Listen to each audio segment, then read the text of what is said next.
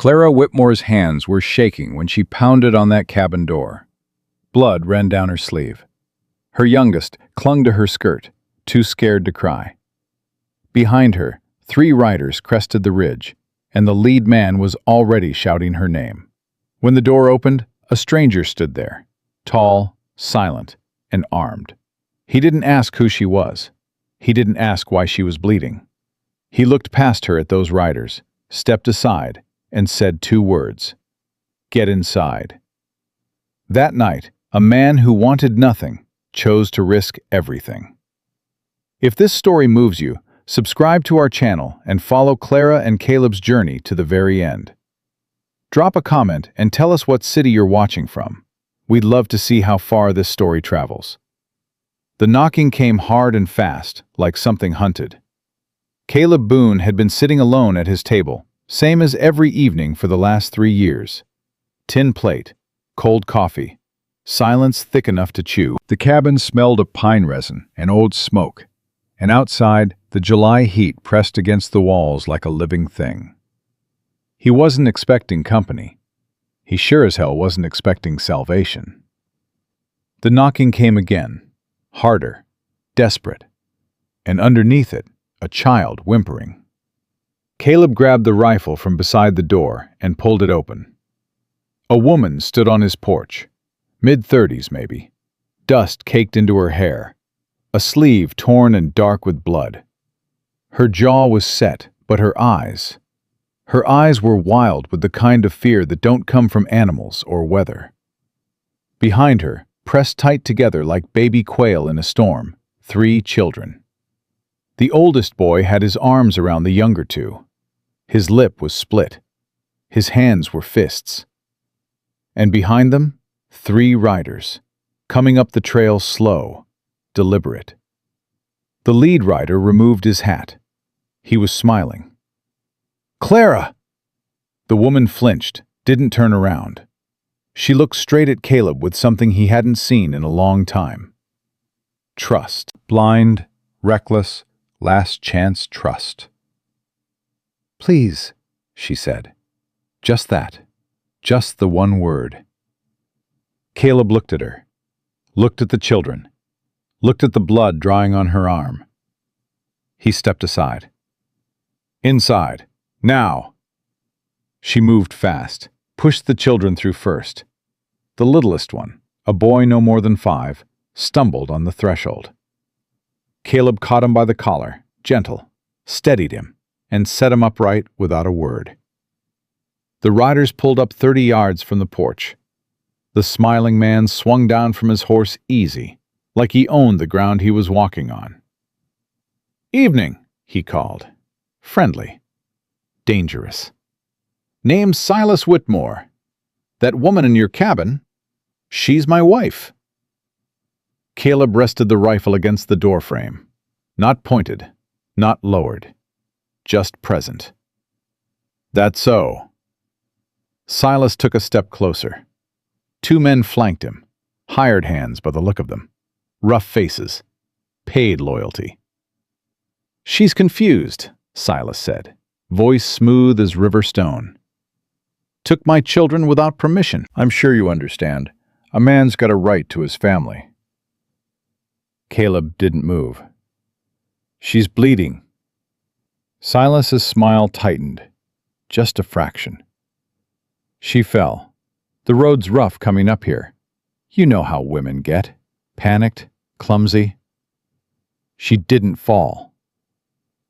The words came from behind Caleb. The oldest boy had stepped into the doorway.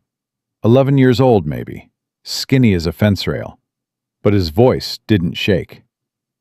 "He hit her," the boy said. "And he hit me. That's why we left." Silence hung between them. Silas's jaw worked. His eyes cut to the boy, then back to Caleb. Children say all kinds of things when they're scared.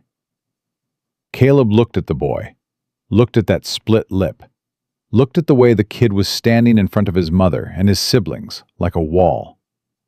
11 years old and already someone's shield. Caleb turned back to Silas. "You should go." Now, friend, I ain't your friend. Caleb's voice dropped. Not louder, quieter. That was worse. And I said, go. Silas stared at him, measuring, calculating. His hired men shifted in their saddles. One of them put a hand near his belt. Caleb noticed. You're welcome to try, he said, still quiet. But I buried my wife 3 years ago, and I ain't been scared of dying since. Something in that sentence, the flatness of it, the emptiness, made Silas pause. He put his hat back on. This ain't over.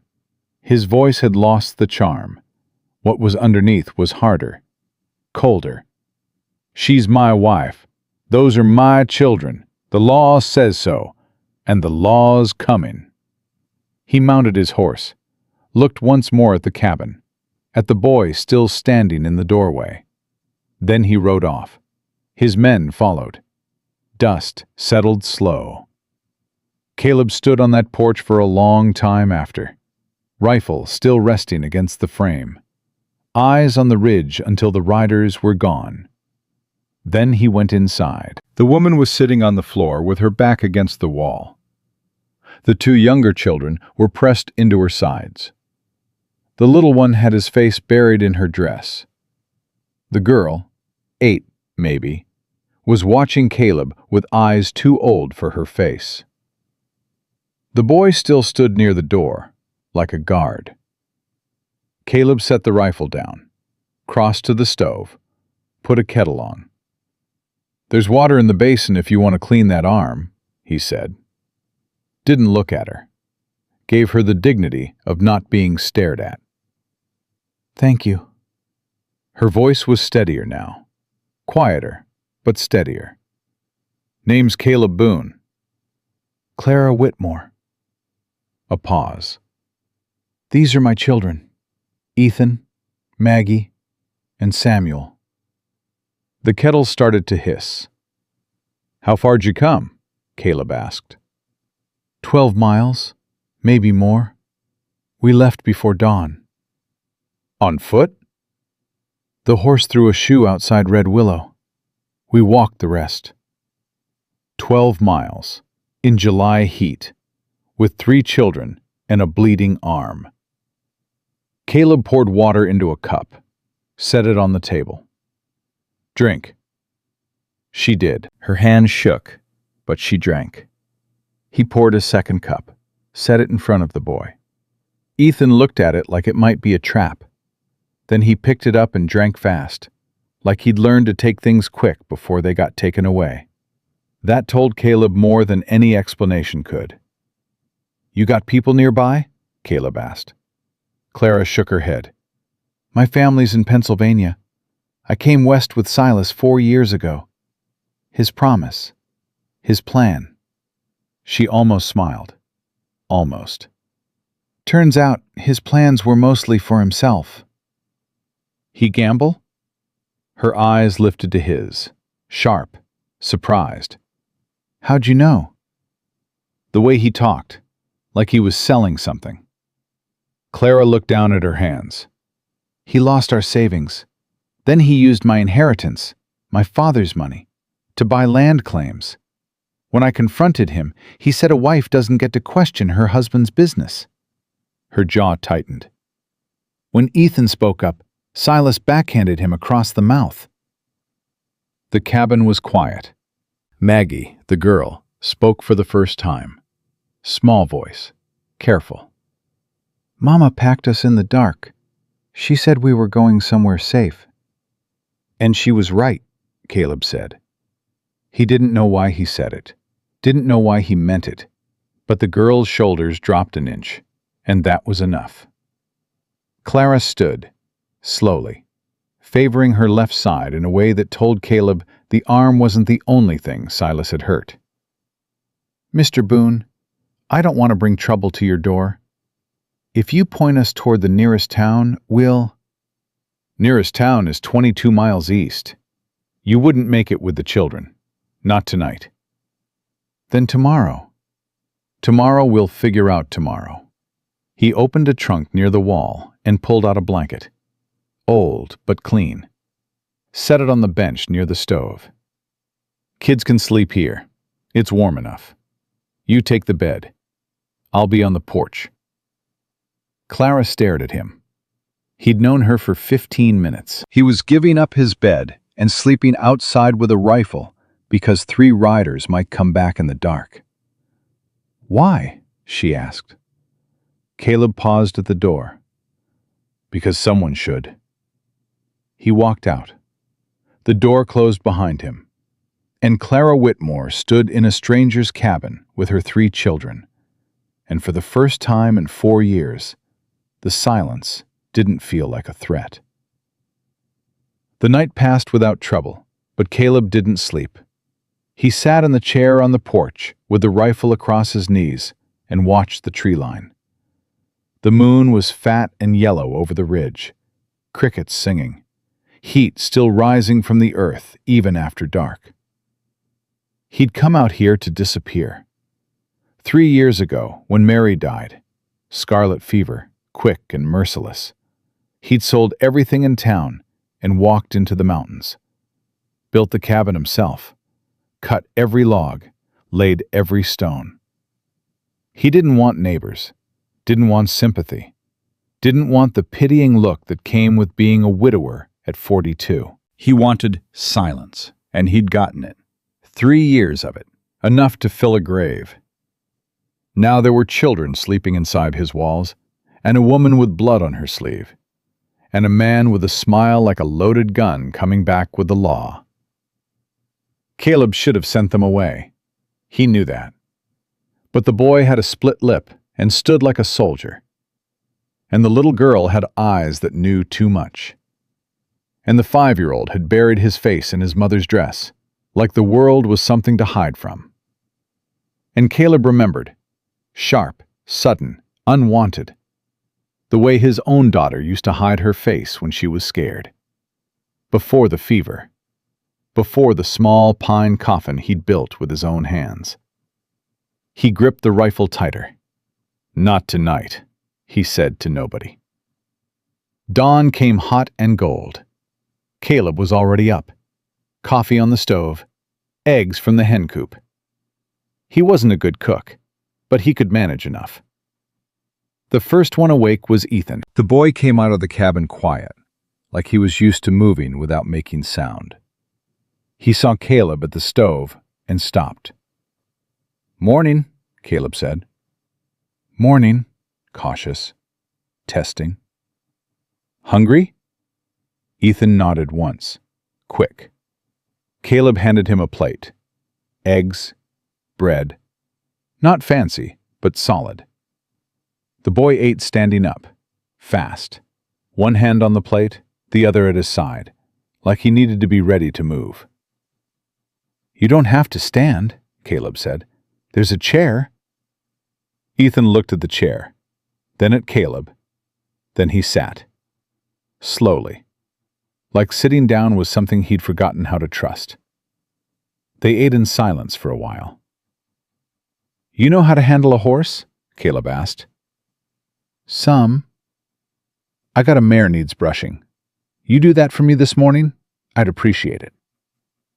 Ethan's eyes narrowed, suspicious. "Why?" "Because a horse that ain't brushed gets ornery, and because a man earns his keep." Something shifted in the boy's face. Not a smile, not yet, but something. "Yes, sir." "Name's Caleb. Sir's for strangers." Ethan almost smiled. Almost. "Yes, Caleb."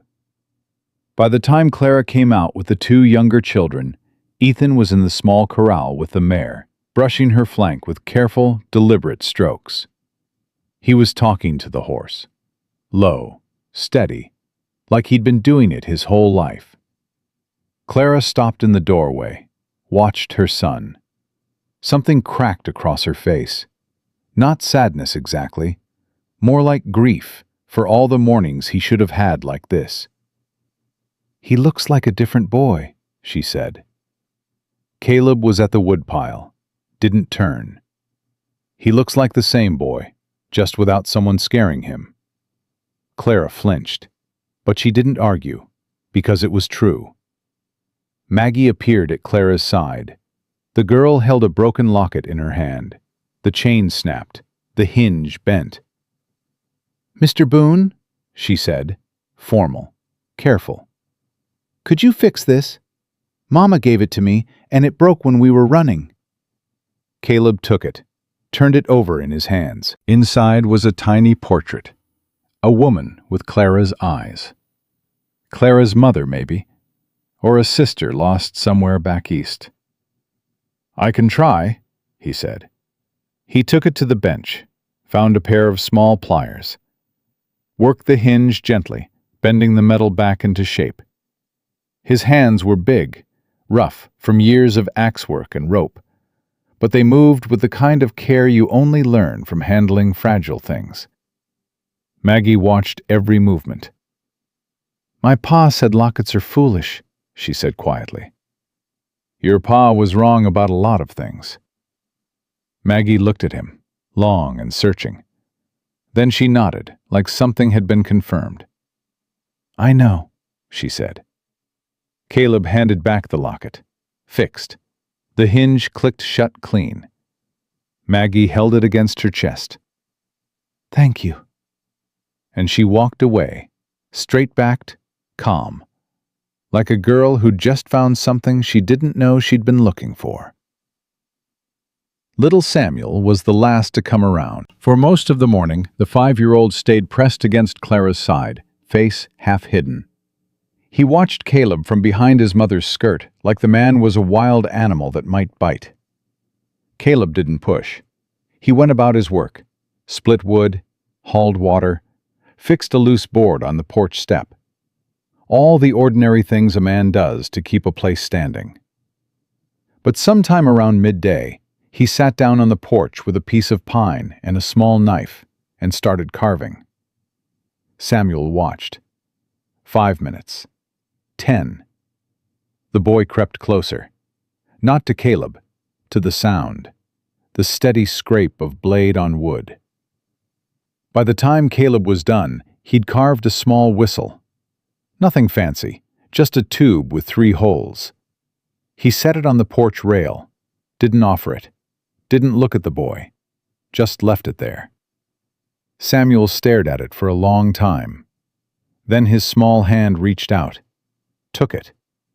He pressed it to his lips and blew. A thin, sweet note floated out across the yard. Samuel's eyes went wide. He blew again, and for the first time since they'd arrived, the boy smiled. Caleb kept carving, started on the second piece, didn't smile back. But something behind his ribs loosened, something that had been locked down since a small pine coffin and a grave on a hillside. Clara stood in the doorway, watching. She didn't say a word, but her eyes were wet. That evening, things were almost quiet, almost peaceful. But peace doesn't last when a man like Silas Whitmore has been humiliated. Caleb knew it. He felt it the way you feel a storm before the clouds come. A pressure in the air, a wrongness you can't name. He was right. Just before sundown, a rider appeared on the ridge. Not Silas, a single man on a dun horse, wearing a tin star. Sheriff Hollis Dunn. He rode in slow, dismounted careful, took off his hat and held it like a man carrying bad news. "Evening, Boone." "Sheriff?" "I reckon you know why I'm here." "I reckon I do." Dunn looked at the cabin, at the light in the window, at the sound of children's voices inside. "Silas Whitmore filed a complaint. Says his wife stole his children and is being harbored by a known recluse with a history of antisocial behavior." Caleb's jaw tightened. Antisocial. His word, not mine. "And what's your word, Sheriff?" Dunn hesitated. He was a thin man with tired eyes. The kind of man who became a lawman because nobody else wanted the job, not because he believed in justice.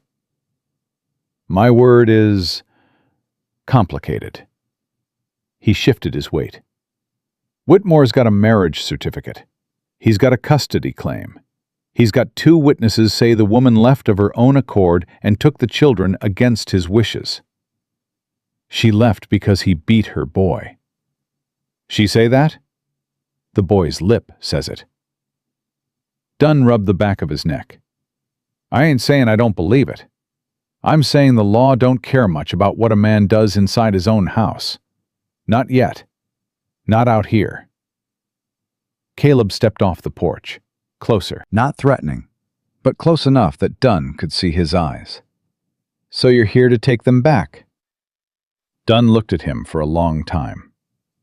I'm here to tell you that Silas is coming back, with papers.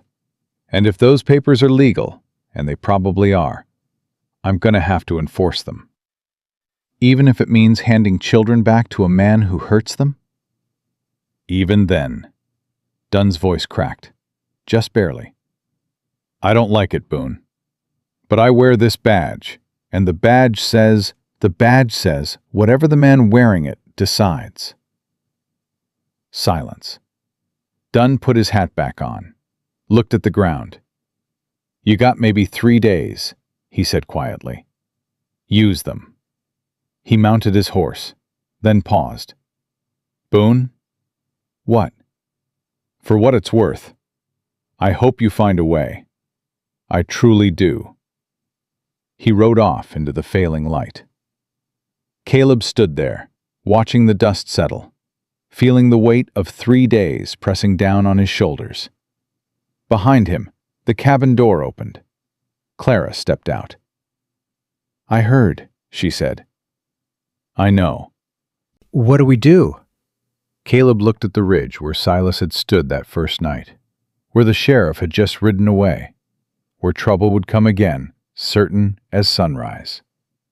We don't run, he said. Running's what he expects. Then what? Caleb turned to her. In the fading light, his face was carved granite, hard, weathered, unreadable. But his eyes held something she hadn't expected. Not anger, not fear. Resolve. We stand, he said, and we make sure when the time comes, every soul in that town knows the truth about Silas Whitmore. Clara looked at him. This man she'd known for barely a day. This stranger who'd given her children water and fixed her daughter's locket and carved her son a whistle and slept on a porch with a rifle so they could sleep in peace. Why are you doing this? She asked. Same question as last night. But this time, Caleb answered differently. Because 3 years ago, I couldn't save my own family, and I'll be damned if I stand by while someone else loses theirs. The words hung in the summer air like smoke. Clara didn't answer. She didn't need to.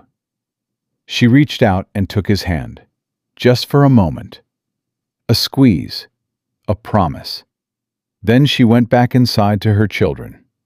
And Caleb Boone, the man who'd come to the mountains to die alone, sat down on his porch, loaded his rifle, and began to plan. 3 days. 3 days to prove that the law isn't always right, that a stranger can become a shield, and that some families aren't born. They're forged. The first of the 3 days began before the sun cleared the ridge. Caleb was already at the corral, saddling the mare, when Clara came out. She hadn't slept. He could see it in the way she carried herself. Spine too straight, chin too high. The posture of a woman holding herself together by will alone. Where are you going? She asked. Town. Caleb, if Silas gets there first, he writes the story. And in a place like Red Willow, the first story is the one that sticks. Clara crossed her arms. And what story are you going to tell? The truth. That's usually enough. Not against a man like Silas. He doesn't fight with fists. He fights with words, with paper, with charm. She stepped closer. He'll have half that town believing I'm a madwoman before you tie your horse. Caleb tightened the cinch. Then I'll talk to the other half. You don't talk. That's the problem. You grunt and glare and hope people understand what you mean. He almost smiled. Almost. Worked on you, didn't it? Clara stared at him. Then something broke across her face. Not quite a laugh, not quite a sob. Something in between. God help me, she said. I suppose it did. Caleb swung up into the saddle. Keep the children close. Ethan knows where the rifle is. You're leaving a rifle with an 11-year-old? I'm leaving a rifle with a boy who stood between his mother and 3 men on horseback. He can handle it. Clara wanted to argue. He could see it. But she didn't. Because he was right. And they both knew the world had already forced her son to grow up faster than any child should. Be careful, she said. I'll be back before dark. He turned the mare toward the trail and rode down through the pines. Clara watched him until he disappeared. Then she went inside, sat down at the table, and pressed her hands flat against the wood to stop them from shaking. Maggie appeared beside her, quiet, watchful. Mama, is Mr. Boone coming back? Yes, baby. How do you know? Clara looked at her daughter. 8 years old and already learning that men leave, that promises break, that doors close and don't open again. Because he said he would, Clara answered, and I think he's the kind of man who means it. Maggie considered this. Then she nodded, climbed into the chair beside her mother, and opened her hand. The locket sat in her palm, hinge repaired, chain still broken. He fixed the inside, Maggie said. Maybe he can fix the chain, too. Clara pulled her daughter close and held her tight, and didn't say what she was thinking. That maybe some things, once broken, don't need to go back to how they were. Maybe they just need someone willing to try. Red Willow wasn't much of a town. A general store, a saloon, a church with a crooked steeple, a land office that doubled as the post, a livery stable where old men gathered to chew tobacco and pass judgment on everyone who rode past. Caleb Boone hadn't been to town in 4 months. He didn't like people. People asked questions. People remembered. People looked at a man living alone in the mountains and decided he was broken, dangerous, or both. But today he needed people, and that was a harder thing to swallow than pride. He tied the mare outside the general store and walked in. Martha Calloway stood behind the counter. 60 years old, sharp as a tack, and the closest thing Red Willow had to a newspaper. What Martha knew, everyone knew. What Martha believed, everyone believed. Well, she said, pushing her spectacles up. Caleb Boone. I thought you'd died up there. Not yet. What brings you down from your mountain? Truth. Martha set down her rag. That's a dangerous thing to bring to town. Most folks prefer the other kind. Caleb leaned on the counter. Silas Whitmore.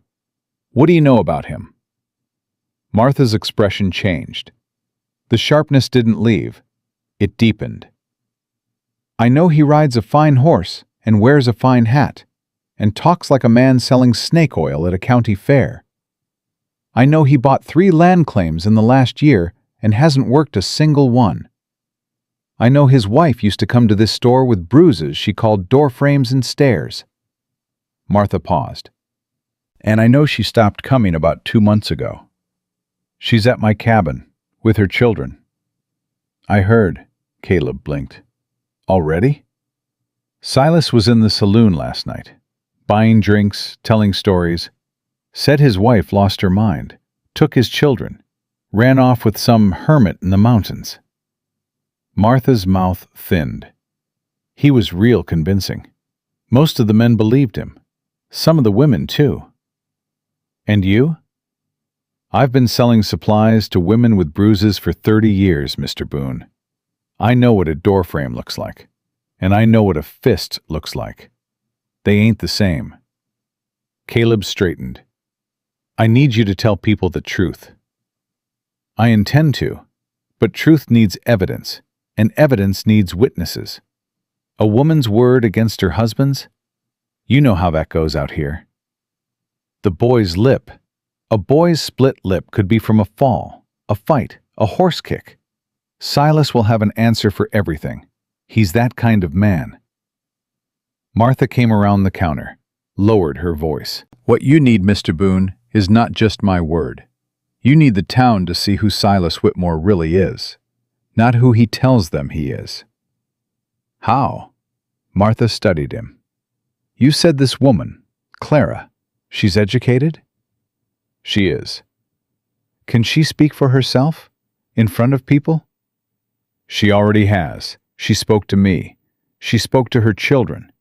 She walked 12 miles in July heat with a bleeding arm rather than stay silent. Martha nodded slowly. Then bring her to the church meeting. Sunday, 2 days from now. Reverend Alcott gives folks a chance to speak grievances before the congregation. It ain't a courtroom, but in this town, it's close enough. And if Silas shows up? Oh, he'll show up. A man like that can't resist an audience. Martha put her hand on Caleb's arm. That's when you'll have him. Give him a crowd, and he'll hang himself with his own tongue. Caleb nodded, turned to leave. Mr. Boone, he stopped. That woman and those children, they're lucky they found your door. Luck had nothing to do with it. She ran 12 miles. That's not luck. That's courage. He walked out. Martha Calloway watched him go. Then she turned to the back of the store, where her niece was stacking flour sacks. Emily, go tell Mrs. Harmon and Mrs. Patterson I need to see them this afternoon. And tell the Reverend's wife, too. What for, Aunt Martha? Because a woman needs help. And in this town, the women are the ones who give it. Caleb's next stop was the livery. Doc Irwin wasn't really a doctor. He was an old cavalry medic who'd served at Shiloh and never quite made it back to civilization. He set bones, stitched wounds, and kept his opinions sharp as his scalpel. He was sitting on a hay bale, cleaning a set of instruments, when Caleb walked in. Boone, you look like trouble. I need a favor. Last time someone asked me for a favor, I ended up removing a bullet from a man's backside in a rainstorm. So forgive me if I'm cautious. I need you to come up to my cabin. Examine a woman and a boy. Document what you find. Doc Irwin set down his instruments. Document. Write it down. Official. Whatever bruises, whatever injuries. Dates, descriptions. Your medical opinion. For a legal matter? For a custody matter. Her husband beat the boy. Beat her too, I think, though she hasn't said all of it yet. Doc Irwin was quiet for a long time. He'd seen things in the war that most men couldn't stomach. But violence against children, that was a different kind of wound. The kind that didn't heal with stitches. I'll come tomorrow morning, he said. Early, before anyone sees. Grateful. Don't be grateful yet. A medical document from a horsetown sawbones won't hold up in a real court. It doesn't need to hold up in court. It needs to hold up in front of the people who live here. Doc Irwin looked at him with something that might have been respect. You're smarter than you look, Boone. Wouldn't take much. Caleb rode back toward the cabin, but halfway up the trail, he stopped. A man was waiting on the road, sitting on a rock, smoking a cigar, like he'd been there for hours. Silas Whitmore. Alone this time. No hired men.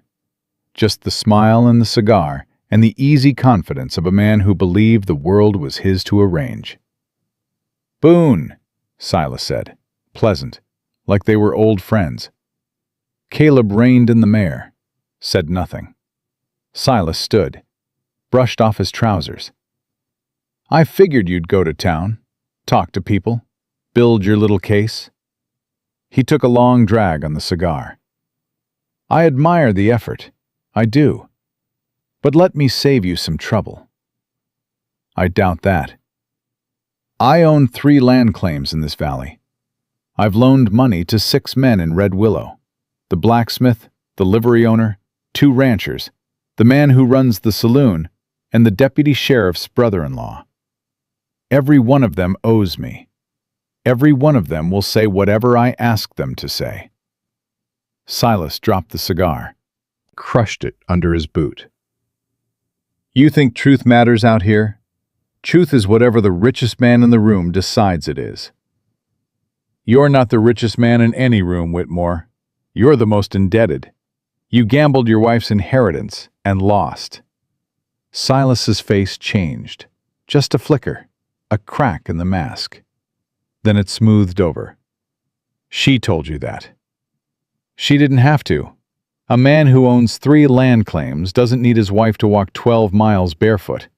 He sends a carriage." Silas took a step closer. His voice dropped. "Let me tell you how this ends, Boone. I get my wife back. I get my children back. The law supports me. The town supports me. And you go back to your mountain and drink yourself to death alone, which is what you were doing before she knocked on your door." He paused. "Unless you want to make a deal." "A deal. Walk away. Send them out. I'll forget this happened. No grudge, no consequences." "And Clara?" "Clara is my wife, my concern, not yours." The boy's lip says different. Silas's eyes went flat. The charm fell away like a dropped curtain, and what was behind it was cold and still and ugly. "You don't have children, Boone. You don't get to tell a father how to raise his." "I had a daughter." The words came out before Caleb could stop them. Low, rough, like something dragged up from deep underground. Silas blinked. For a moment, just a moment, something human flickered in his eyes. Then it was gone. "Had," Silas repeated. "Past tense. So you know what it's like to lose a child. Imagine how I feel." "You didn't lose them. You drove them away. There's a difference." Silas stared at him for a long time. Then he laughed. Short, hard, empty. "Sunday," he said. "Church meeting. I'll be there. With papers, with witnesses, and with the law. And when it's over, you'll wish you'd taken the deal." He walked to his horse, mounted, and rode down the trail without looking back. Caleb sat in the saddle, heart hammering, hands steady. He'd shown Silas a wound, the deepest one. His daughter, his failure. And Silas had tried to use it. That told Caleb everything he needed to know about the man. And it told him something else, that this fight wasn't about law or property or custody papers. It was about whether a man who owned people could beat a man who protected them. He kicked the mare into a trot and rode for the cabin. When he got back, Clara was waiting on the porch. She read his face before he said a word. "That bad?" "Silas has half the town in his pocket. He's loaned money, bought favors. Most of the men will side with him." "And the women?" "Martha Calloway's working on that. There's a church meeting Sunday. That's where it happens." Clara sat down, pressed her hands together. "He'll destroy me in front of everyone. He'll call me crazy, hysterical, ungrateful. He's done it before. At dinner parties, at land auctions. He knows exactly how to make a woman look small." Caleb sat beside her. Not close, but close enough. "Then don't be small." "You don't understand. When he talks, people believe him. He's got this voice, This way of making you feel like you're the one who's wrong. Like you imagined the bruises. Like you deserved them. Clara. She looked at him. Your boy walked 12 miles with a split lip and still stood in a stranger's doorway and called his father a liar. If an 11-year-old can do that, so can you. Something passed between them. Not romance. Not yet. Something older. Deeper. The recognition of one survivor by another. What if they don't believe me? She whispered. Then we fight anyway. Believing ain't required. Standing is. Clara took a long breath. Let it out slow. My father used to say that. Stand when standing is the only choice. He was a school teacher in Lancaster. Read too much Thoreau. Died with $40 and a house full of books. She paused. He'd have liked you. I doubt it. I ain't read Thoreau. You don't need to. You live it. Inside the cabin, Samuel blew the whistle, a thin, clear note that carried across the yard. Maggie laughed. Ethan told his brother to quit it, but his voice was light, not sharp. Ordinary sounds, children's sounds, the sounds a house makes when it's alive. Clara listened, and Caleb watched her listen, watched the tension in her shoulders ease, just barely. Watched her close her eyes and tilt her face toward the evening air. I forgot what this sounds like, she said. A house that isn't afraid. Caleb didn't answer, but he understood. He'd forgotten too. That night, after the children slept, Clara sat at the table with a candle and a piece of paper Caleb had found in his trunk. She wrote. For an hour. 2. Her hand moving fast and sure. Caleb didn't ask what she was writing. He figured she'd tell him when she was ready. Near midnight, she folded the paper and looked up. My testimony, she said. For Sunday, everything. The gambling, the debts, the first time he hit me, the first time Ethan stepped between us. The night I decided to leave. She placed her hand flat on the folded paper. It's all here. Every bruise, every lie, every night I stayed when I should have gone. Caleb nodded. Will you read it? She asked. Tell me if it sounds real, if it sounds like someone worth believing. You don't need me to tell you that. Maybe not, but I'm asking anyway. He took the paper, read it by candlelight, slowly, carefully. Each word a stone dropped into still water. When he finished, his hands were tight on the paper's edge. His jaw was locked. Caleb? He set the paper down, looked at her. Sunday, he said.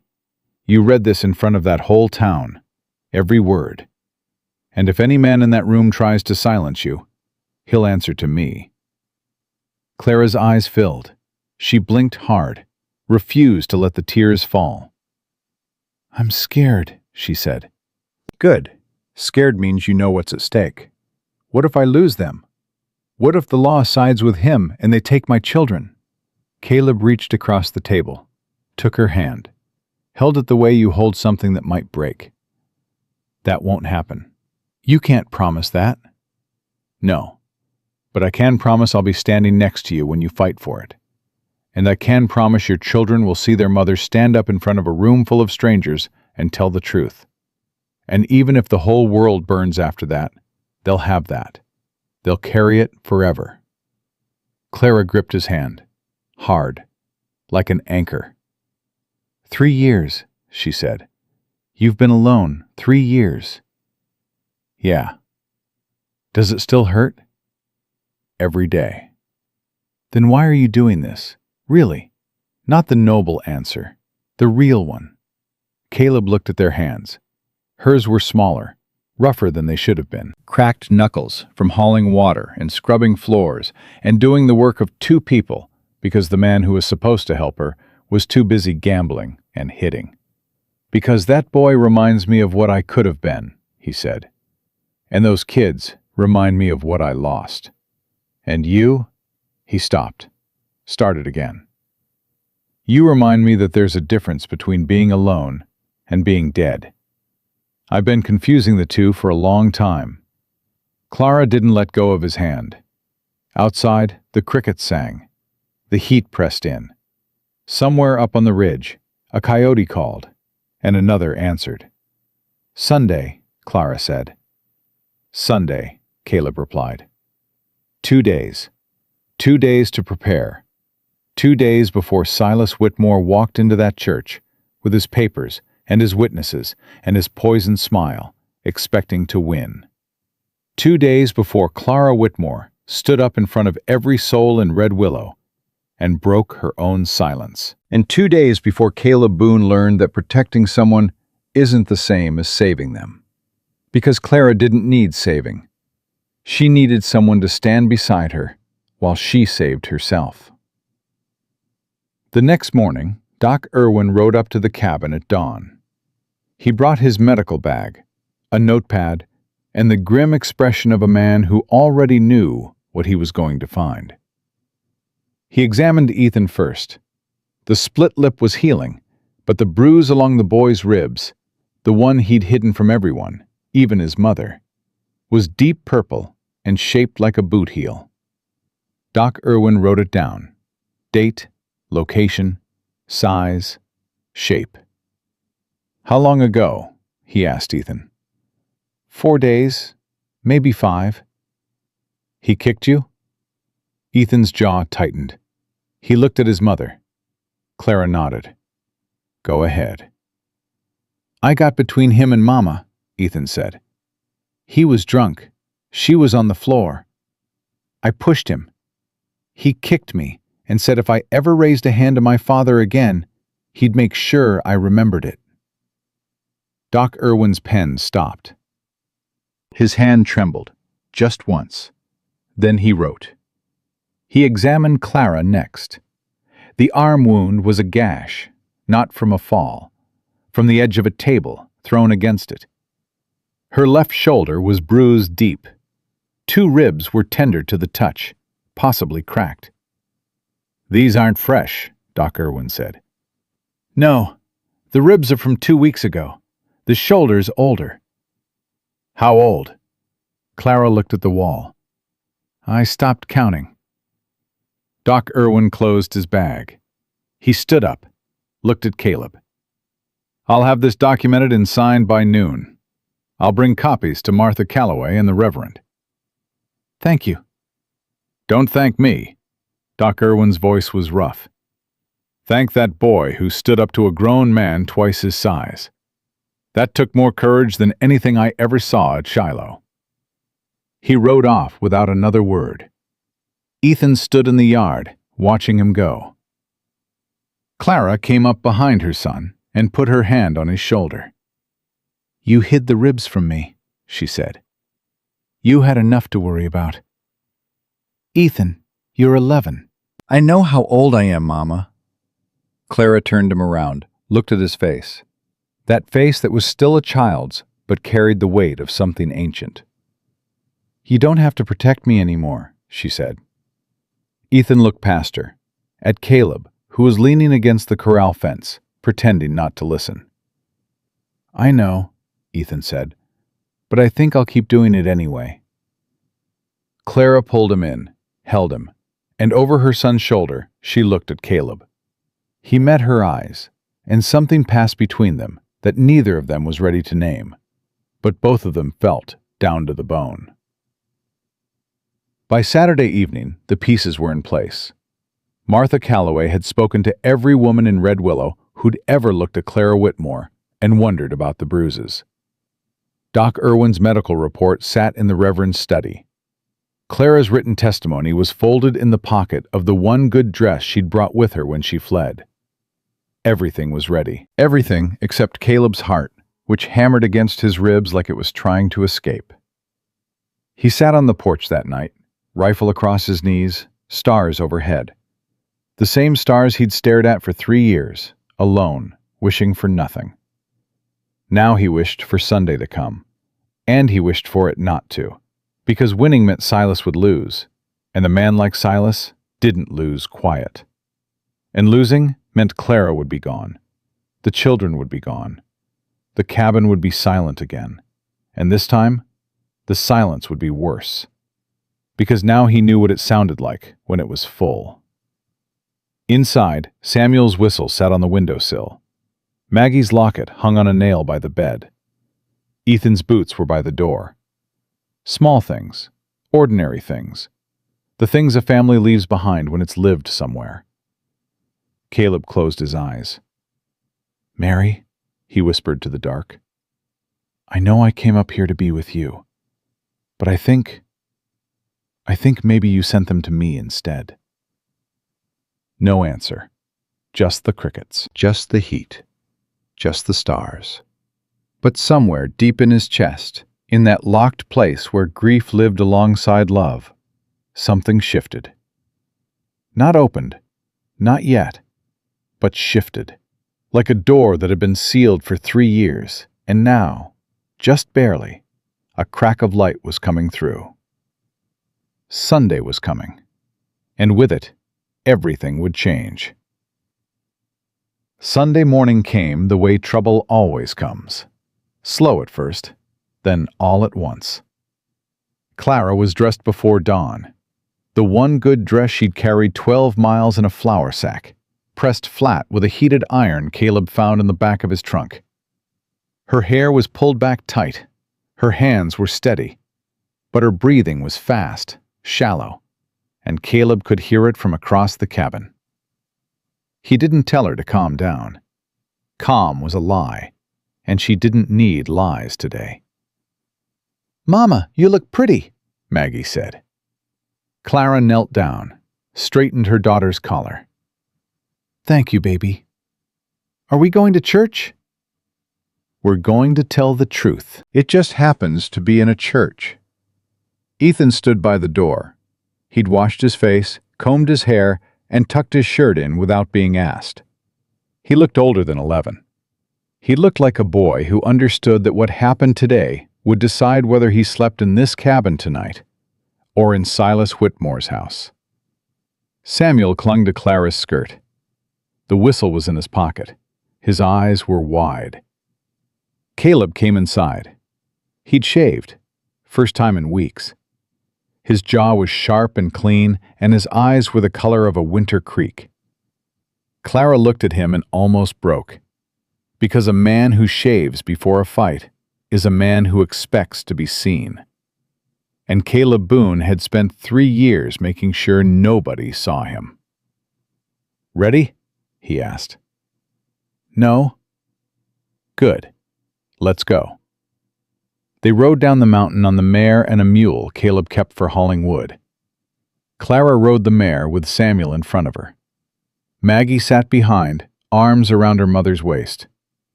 Ethan rode the mule beside Caleb, back straight, jaw set. They didn't talk on the way down. There wasn't anything left to say. Everything that mattered was written on a piece of paper in Clara's pocket and carved into the ribs of an 11-year-old boy. Red Willow's church sat at the end of the main street. White clapboard, crooked steeple. A bell that hadn't rung right since a windstorm bent the frame 2 years ago. People were already gathering. Caleb noticed the crowd was bigger than a normal Sunday. Word had spread. Martha Calloway's work, probably. Or maybe it was simpler than that. Maybe people just knew, the way small towns always know, that something was coming. He helped Clara down from the mare. Her hand gripped his arm, hard. "He's here," she whispered. Caleb followed her eyes. Silas Whitmore stood near the church steps. Clean suit, polished boots, hair oiled and parted. He looked like a man attending a business meeting, not a custody hearing. 2 men flanked him, the same hired hands from that first night. And beside them stood a thin man in a gray coat, carrying a leather case. A lawyer. Silas had brought a lawyer. Clara's hand tightened on Caleb's arm. "He brought a lawyer." "I see him." "We don't have a lawyer." "We got something better." "What?" "The truth. And Martha Calloway." Clara almost laughed. Almost. Sheriff Dunn stood near the church door, hat in his hands, looking like a man who wished he was anywhere else. He nodded at Caleb. A small nod. The kind you give when you want someone to know you're sorry for what's about to happen. They walked in. The church was full, every pew occupied. Men, women, children. The whole town packed into a room that smelled like pine and old hymnals. Reverend Alcott stood at the front, tall and thin and gray, with the Bible open on the pulpit. Silas was already seated in the front row. He turned when Clara walked in. His eyes moved over her, then over the children, then over Caleb. He smiled. That same smile, the one that carried ownership. Clara didn't look away, not this time. She walked straight down the center aisle, children behind her, Caleb at her side, and she sat in the front pew across from her husband. Their eyes met, and Silas saw something he hadn't expected. Not fear, not anger. Something worse. Certainty. Reverend Alcott cleared his throat. "We're gathered this morning for a matter of community concern. Mr. Silas Whitmore has requested the opportunity to address the congregation regarding a domestic situation. Mrs. Whitmore has requested the same. As is our custom, both parties will speak. The congregation will listen, and we will seek God's guidance in the matter." Silas stood first. He buttoned his jacket, adjusted his cuffs. The lawyer handed him a document. "Thank you, Reverend. Good people of Red Willow." His voice filled the room. Warm. Practiced. The voice of a man who'd been selling things his whole life. "I stand before you with a heavy heart. My wife, whom I love dearly, has been suffering from a nervous condition. 4 days ago, she took my children from our home without my knowledge or consent." He paused. Let it sink in. "I don't blame her. She's unwell. The pressures of frontier life, the isolation, it's broken stronger women.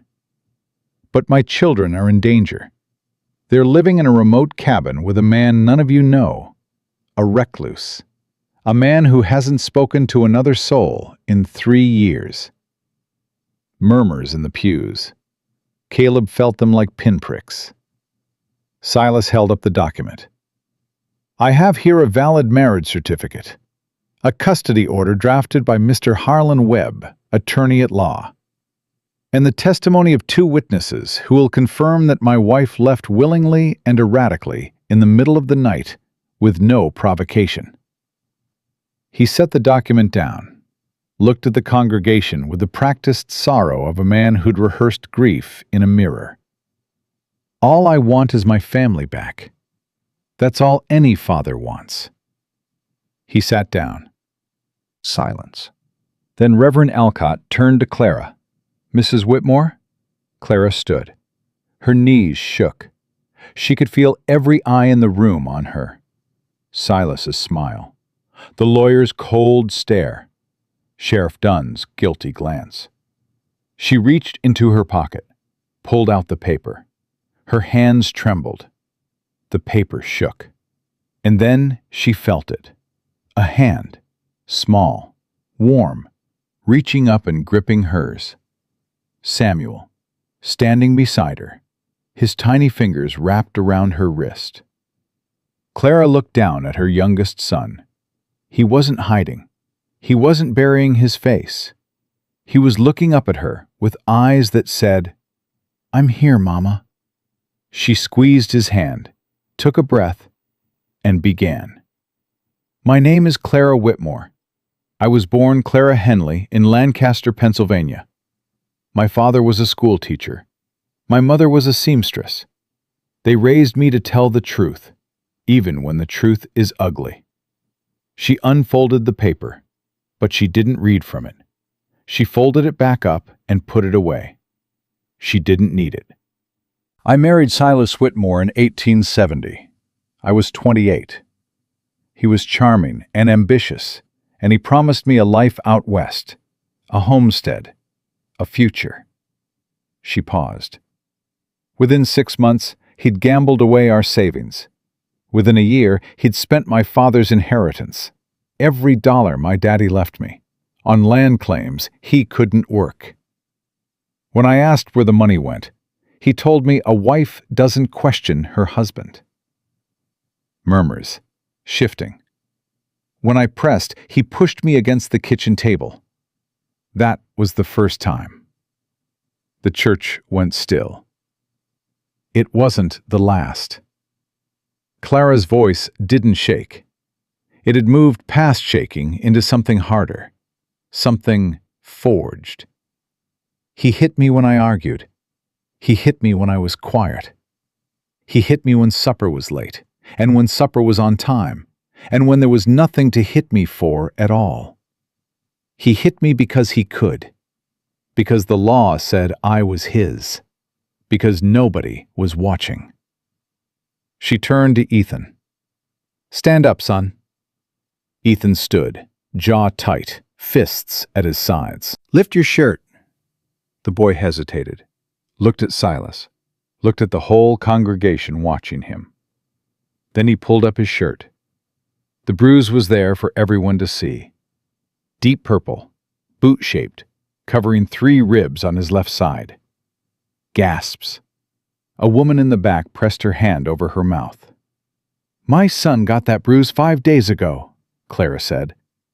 "He got it because he stepped between me and his father. He was trying to protect me. He's 11 years old." Ethan lowered his shirt, sat down. Silas was on his feet. "That's a lie. The boy fell off a—" "Sit down, Mr. Whitmore," Reverend Alcott said. His voice was quiet, but carried the weight of a man who'd had enough. "You had your turn."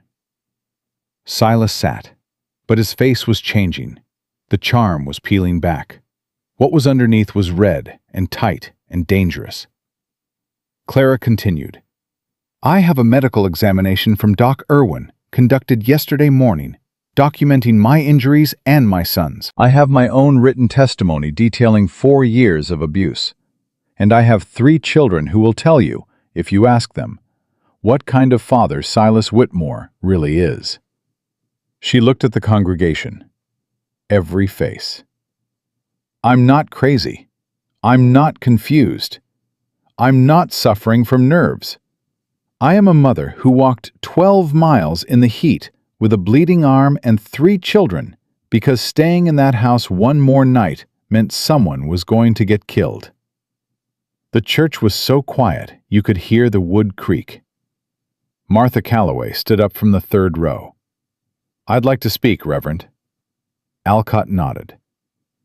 Martha turned to the congregation. "I've sold goods to Clara Whitmore for 3 years. I've seen the bruises. I've heard the excuses. Door frames, stairs, clumsy accidents. I never said anything because it wasn't my place." Her voice hardened. "I was wrong. It should have been my place. It should have been all our place." She looked at Silas. "That man sat in the saloon 2 nights ago, buying drinks and telling lies. I know because my nephew was there. He called his wife mad, called Caleb Boone dangerous, called himself a victim." Martha's lip curled. "The only victims in this room are sitting in that front pew, and they're all under 4 feet tall." She sat down. Another woman stood, Mrs. Harmon, the blacksmith's wife, thick arms, strong jaw, a woman who'd hauled iron and raised 6 children. "I seen Clara Whitmore in the general store last winter," Mrs. Harmon said. "She had a black eye she said came from a cupboard door. My cupboard doors don't hit that hard, and neither do yours." She sat. Another woman, Mrs. Patterson, the schoolteacher's wife. "My daughter plays with Maggie Whitmore. Last month, Maggie told my girl she wished her daddy would go away forever. Children don't say that about fathers they love." One by one, woman after woman, standing, speaking, sitting. A chorus of witnesses. Silas's face went white, then red, then white again. His lawyer leaned in and whispered something. Silas shoved him away. "This is a circus," Silas spat. He was on his feet again. "You're going to take the word of gossips and busybodies over a man's legal right to his own family?" "Your legal right." Clara turned to face him. For the first time in 4 years, she looked directly at the man who'd broken her ribs and stolen her inheritance and taught her children what fear tasted like. "You want to talk about legal rights, Silas? Let's talk about the land claim you forged my signature on. Let's talk about the inheritance you transferred without my consent. Let's talk about the marriage certificate you're holding, the one that says, 'to love and cherish.' Tell me, in front of God and every person in this room, when did you ever cherish me?" Silas's mouth opened.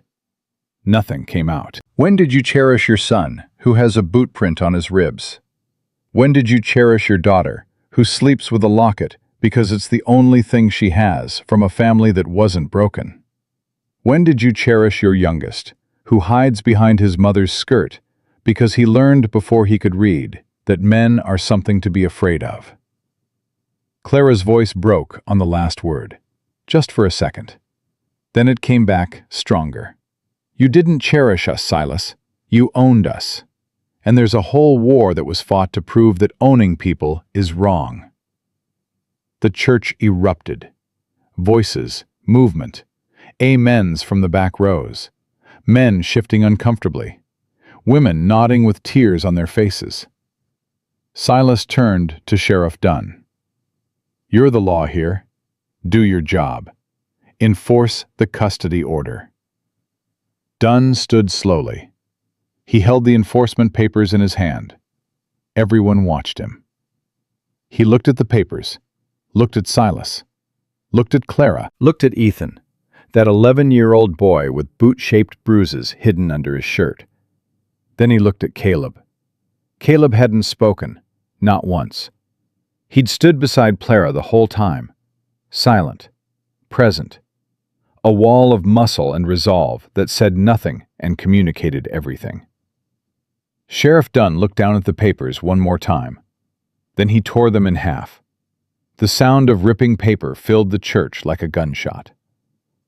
"This court, this congregation, can revisit this matter," Dunn said. His voice was raw. "But not today. Not on these terms, and not with what I've seen." Silas lunged, not at Dunn, at Clara. He grabbed her arm, the injured one, and yanked. "You're coming home, you and the children, right now." Clara cried out, and Caleb moved. He didn't swing, didn't shout. He caught Silas's wrist with one hand and twisted. Not hard enough to break, just hard enough to release. Silas stumbled back. His eyes were wild. The mask was gone now, completely gone. "You want to hit someone?" Caleb said. Quiet, steady. "Go ahead, hit me. See how that works out." Silas looked at him, looked at the whole church watching. Every eye, every witness. He knew. In that moment, Silas Whitmore knew that every lie he'd ever told was dead. Every smile, every handshake, every bought favor, useless. The town had seen behind the curtain, and what they'd seen couldn't be unseen. "This isn't over," Silas snarled. "Yeah," Caleb said. "It is." Silas turned, pushed through the congregation. His hired men followed. The lawyer gathered his papers and left without a word. The church door slammed. And then silence. Long, ringing silence. Samuel's whistle fell out of his pocket and clattered on the wooden floor. The boy picked it up, looked at it, and then looked at Caleb. "Is he gone?" Samuel asked. Caleb knelt down, eye level with the boy. "He's gone." "Is he coming back?" Caleb looked at Clara. She was holding her injured arm, but she was standing. Still standing. "Not today," Caleb said. Samuel thought about this. Then he held up the whistle. "You want to hold it? It makes you brave." Something cracked in Caleb Boone's chest. Something that had been sealed with pine resin and grief and 3 years of silence. "I think you're brave enough for both of us," he said. Samuel nodded, serious, put the whistle back in his pocket. Reverend Alcott stepped forward. "I think we've all heard enough this morning to know what's right. The law may sort this out in its own time, but in this community, under this roof, we protect those who need protecting." He looked at Clara. "Mrs. Whitmore, you and your children are welcome in Red Willow. You have friends here, more than you know." Martha Calloway was the first to approach. She took Clara's hands.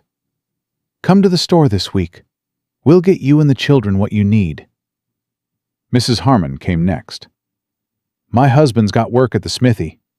If your boy needs something to do, send him down. Hard work fixes a lot of things." Mrs. Patterson. "Maggie can come to school when it starts in the fall. She's sharp as a tack, that girl."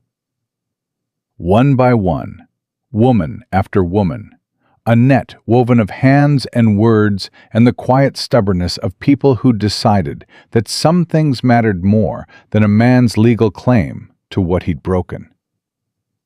Clara received each one, thanked each one, held herself together with a strength that Caleb recognized, the strength of a woman who'd been carrying the world alone for so long that she'd forgotten what help looked like. When the last person had spoken, Clara walked outside. The sun hit her face. She closed her eyes.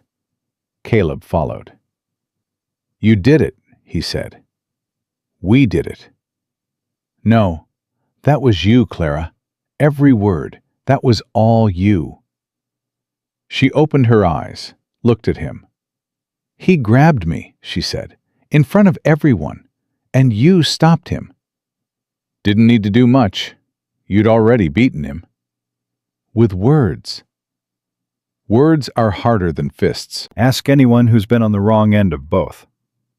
Ethan came out, Maggie behind him, Samuel between them. 3 children standing in the sunlight on a church porch in a town that had just chosen their mother over their father. Ethan looked up at Caleb. "He'll come back," the boy said. Not a question, a statement. Caleb looked at him. Didn't lie. Maybe. And if he does, then he'll find the same thing he found today. People who ain't afraid to stand. Ethan nodded, slowly. "I want to learn to shoot," he said. "Ethan," Clara started. "Not to hurt anyone," the boy said quickly. "Just to know I can protect us, if I have to." Caleb looked at Clara.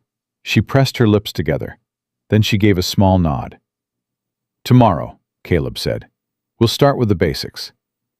Ethan's chin lifted, just an inch, but it changed his whole face. They loaded the children onto the animals and started up the trail toward the cabin. Behind them, Red Willow settled back into its Sunday quiet. The bell in the crooked steeple rang once, flat and off-key, but it rang. Martha Calloway stood on the general store porch, watching them go. "Well," she said, to no one in particular, "ain't that something?" Halfway up the mountain, Maggie leaned forward and spoke into Clara's ear. "Mama?" "Yes, baby." "I think Mr. Boone is a good man." Clara didn't answer right away.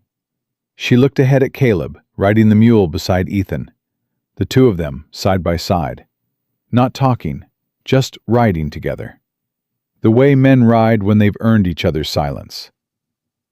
"I think so too, baby," Clara said. "Does he know?" Clara watched him. This man who'd given up his bed and his quiet and his careful loneliness for a woman he didn't know, and children who weren't his, and a fight he didn't choose. "I don't think he does," Clara said. but we're going to show him." Maggie settled back, satisfied, and the mare carried them up the mountain, toward a cabin that had been empty for 3 years and was now, finally, impossibly, full. But Silas Whitmore wasn't finished. Clara knew it. Caleb knew it. Even Ethan, riding tall on that mule, knew it in the way that children always know when the monster hasn't been killed, only chased away. He'd come back.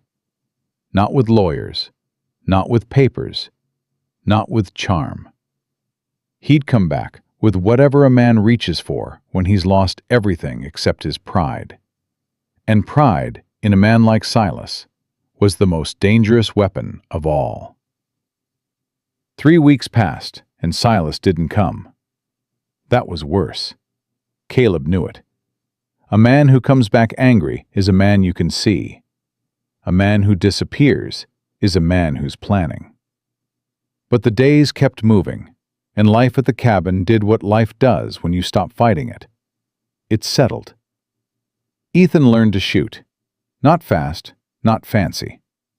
Caleb started him with an old single-shot .22, the kind a boy could handle without the kick knocking him sideways. They stood behind the cabin in the mornings before the heat got thick, and Caleb showed him everything his own father had shown him. How to breathe, how to steady, how to squeeze instead of pull. "You're jerking," Caleb said on the 3rd day. "I'm not. You're jerking. The shot goes where your hand goes, and your hand's flinching before the trigger breaks." Ethan gritted his teeth. Tried again. Missed. Tried again. Missed again. "I can't do it." "You walk 12 miles with cracked ribs. You can squeeze a trigger." Ethan looked at him. Something flared in the boy's eyes. Not anger exactly. Something fiercer. He raised the rifle. Breathed. Steadied. Squeezed. The tin can flew off the fence post. Ethan lowered the rifle. Didn't celebrate. Didn't smile. He just looked at Caleb with an expression that said, "Again." "Again," Caleb said. By the end of the week, the boy could hit 6 out of 10. By the end of the 2nd week, 8. He didn't talk about his father during those sessions.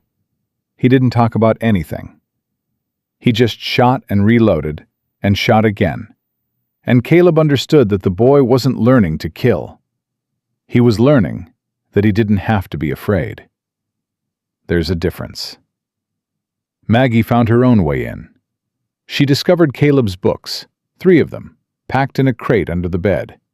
A Bible, a volume of Shakespeare, and a battered copy of Emerson's essays that had belonged to his wife Mary. "Can I read these?" she asked one afternoon, holding the Emerson like it was made of glass. Caleb looked at the book. Mary's name was written inside the cover in her careful hand. He hadn't opened it since she died. "Your mama might have something better for you to—" "I've read everything Mama has, twice. This one has her name in it." "Your wife?" "Yeah." "Was she smart?" "Smartest person I ever knew." Maggie ran her finger over the signature. "Then I'd like to read her book, if that's all right." Caleb's throat tightened. He nodded. Maggie sat on the porch that afternoon and read Emerson while Samuel played in the dirt beside her. She read aloud sometimes, stumbling over the big words but refusing help. When she got to a passage she liked, she'd repeat it twice, like she was memorizing it. Clara watched from inside. She came out and stood beside Caleb. "She found the Emerson," Clara said. "She did." "Are you all right with that?" Caleb watched the girl turn a page. Careful. Reverent. "Mary would have liked her," he said. "She would have liked all of them." Clara was quiet for a moment. Then, "Tell me about her." "Shakespeare, Emerson, Thoreau." She said books were the only honest friends a person could have. "She sounds wonderful." "She was." He paused. "We had a daughter, Grace. She was 4 when the fever took her. Mary got sick 2 days later. By the end of the week, I was digging 2 graves. Clara didn't speak, didn't touch him, just stood beside him and gave him room to say it. "I built those boxes myself," Caleb said. "Pine, sanded smooth, lined with Mary's good quilt because I couldn't stand the thought of them being cold." His voice cracked. It was August, 90 degrees, and I was worried they'd be cold. "That's not crazy," Clara said softly. "That's love." "It's grief." "Same thing sometimes." Caleb looked at her, really looked. Not the wounded woman who'd knocked on his door, not the brave mother who'd stood up in church, just Clara. A person who understood that some wounds don't heal. They just become part of you. "After that," he said, "I came up here. Built the cabin, stopped talking, stopped caring, figured if I made myself small enough, the hurt couldn't find me." "Did it work?" "No." Clara put her hand on his arm. Light, brief. "I'm glad it didn't," she said. She went back inside, and Caleb stood there with the ghost of his wife and the echo of his daughter and the feeling of Clara's hand on his arm, and he thought maybe, a heart could break and still be used for something. Then Samuel tugged at his trouser leg. "Mr. Boone?" "Yeah, son." "Can you make me another whistle? This one's got a crack." Caleb looked down at the boy, those wide eyes, that absolute trust. Trust he hadn't earned, hadn't asked for, and didn't deserve. "I'll make you a better one," he said. "With 4 holes this time?" "With 4 holes." Samuel grinned, and the boy ran off, and the grin stayed with Caleb like a splinter, small, sharp, impossible to ignore. The trouble came on a Tuesday, not from Silas, from something worse. Caleb rode down to town for supplies. Martha Calloway was behind the counter, same as always, but her face was different. Tight, careful. "What is it?" Caleb asked. Martha glanced at the door, made sure it was closed. "Silas sold his land claims, all 3, to a man named Dawson out of Cheyenne. Big cattle money, big political connections." "Why do I care?" "Because Dawson paid Silas in cash. A lot of cash. And Silas used that cash to hire a real attorney, not Harlan Webb, a man from Denver. Name's Crichton. He handles custody cases for wealthy men who want their property back." "Their property?" "That's what men like Crichton call wives and children. Property. And he's good at his job, Caleb. Very good. He's filed a formal custody petition with the territorial court in Cheyenne. The hearing is set for August 15th. Caleb gripped the counter edge.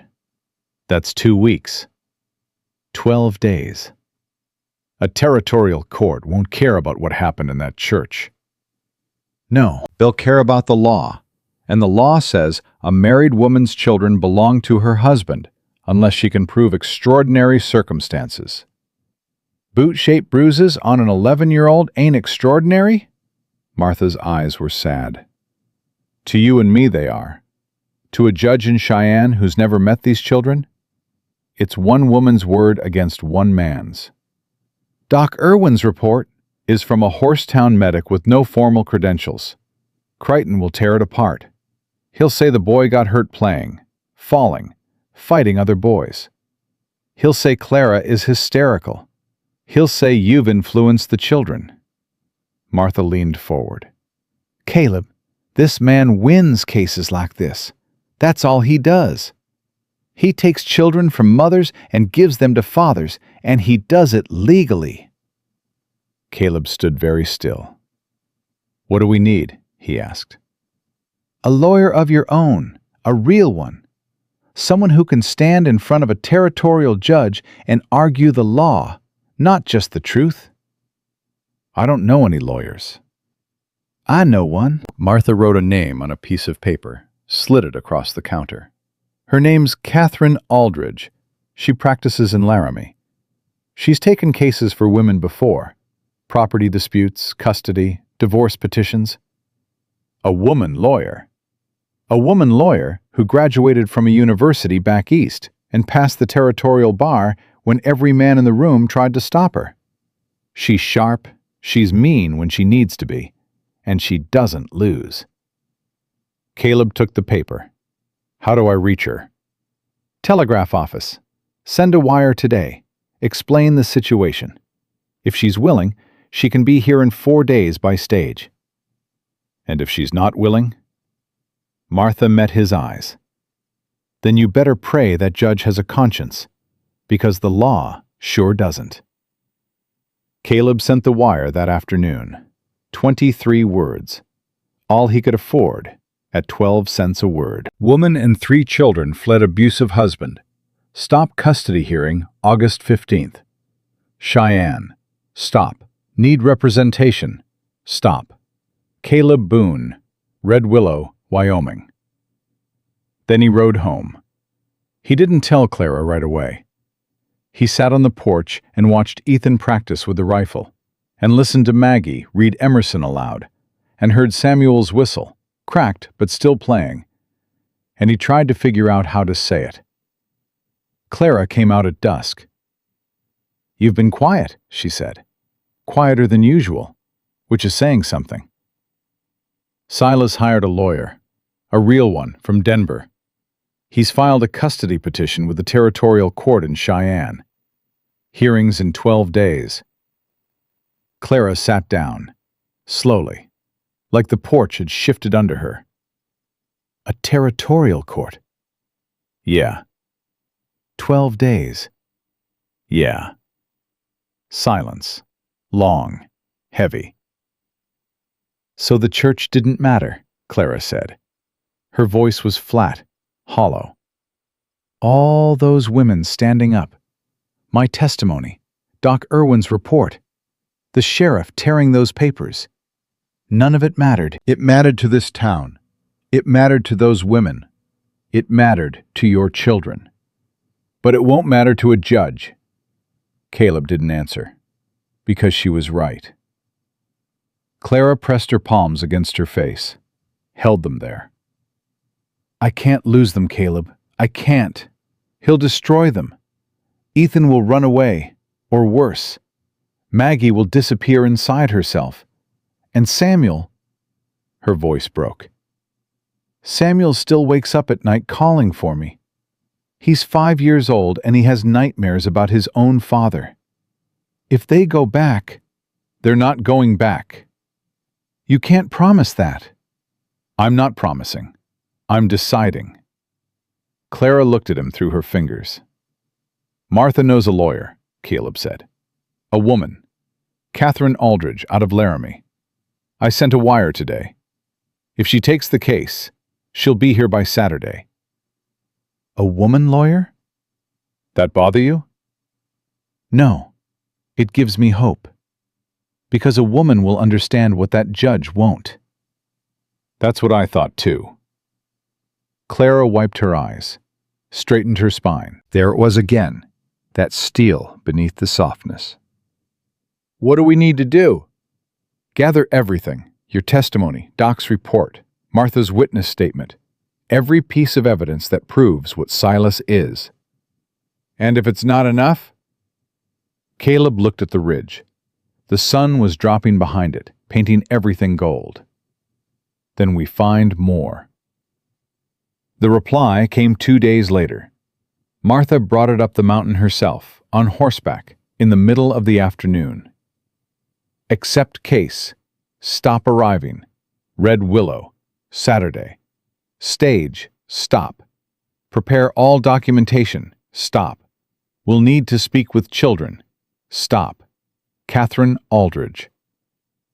Clara read it 3 times. She's coming, Clara whispered. She's coming. She wants to talk to the children. That's how she builds the case. Their words. Their truth. Clara looked toward the cabin. Ethan was inside, cleaning the rifle Caleb had taught him to use. Maggie was reading. Samuel was asleep on the bench, the cracked whistle still in his hand. "They've been through enough," Clara said. "I know, but if they don't speak, Silas does. And you know which story the judge will hear." Clara closed her eyes. "When I married him, I thought I was choosing a life. Turns out, I was just choosing a cage." "You chose the door, too, when you walked out. That counts for more." "Does it?" "Ask your kids. They'll tell you." Martha interrupted, gentle but firm. "There's something else. Silas has been talking in town again. Not at the saloon this time, at the land office. He's telling people that Caleb Boone is mentally unstable. Says you talked to yourself on the mountain, that you threatened him with a weapon, that you're holding Clara against her will." Caleb's jaw tightened. Against her will. He's building a counter-narrative for the judge. If he can paint you as dangerous, it undermines everything. Your testimony, your credibility, your right to be involved at all. "I am dangerous," Caleb said quietly, "to men who hurt children." That's exactly the kind of thing you can't say in a courtroom. Save the righteous anger. The lawyer will tell you the same. Martha rode back to town. Caleb sat alone for a long time after. Clara found him by the corral, brushing the mare with slow, deliberate strokes. "You heard what Martha said," Clara murmured, "about Silas trying to paint me as unstable?" "Yeah." "He's going to use your grief against you. The isolation, the 3 years alone. A judge will look at that and see exactly what Silas wants him to see. A broken man. A man who lost his family and retreated from the world. Silas will twist that into something ugly. He'll say you're obsessed with replacing what you lost, that you've attached yourself to my children because of your own trauma." Caleb stopped brushing. His hand rested on the mare's flank. "Is that what you think?" "No, but it's what a lawyer will argue, and it's what a judge might believe." "So what do I do?" Clara stepped closer, close enough to put her hand over his. "You stop hiding," she said. "You ride into town. You talk to people. You let them see who you are, not the hermit, not the recluse. The man who carved a whistle for a scared little boy. The man who fixed a broken locket. The man who taught my son to stand up straight. I'm not good with people. You're not good with strangers.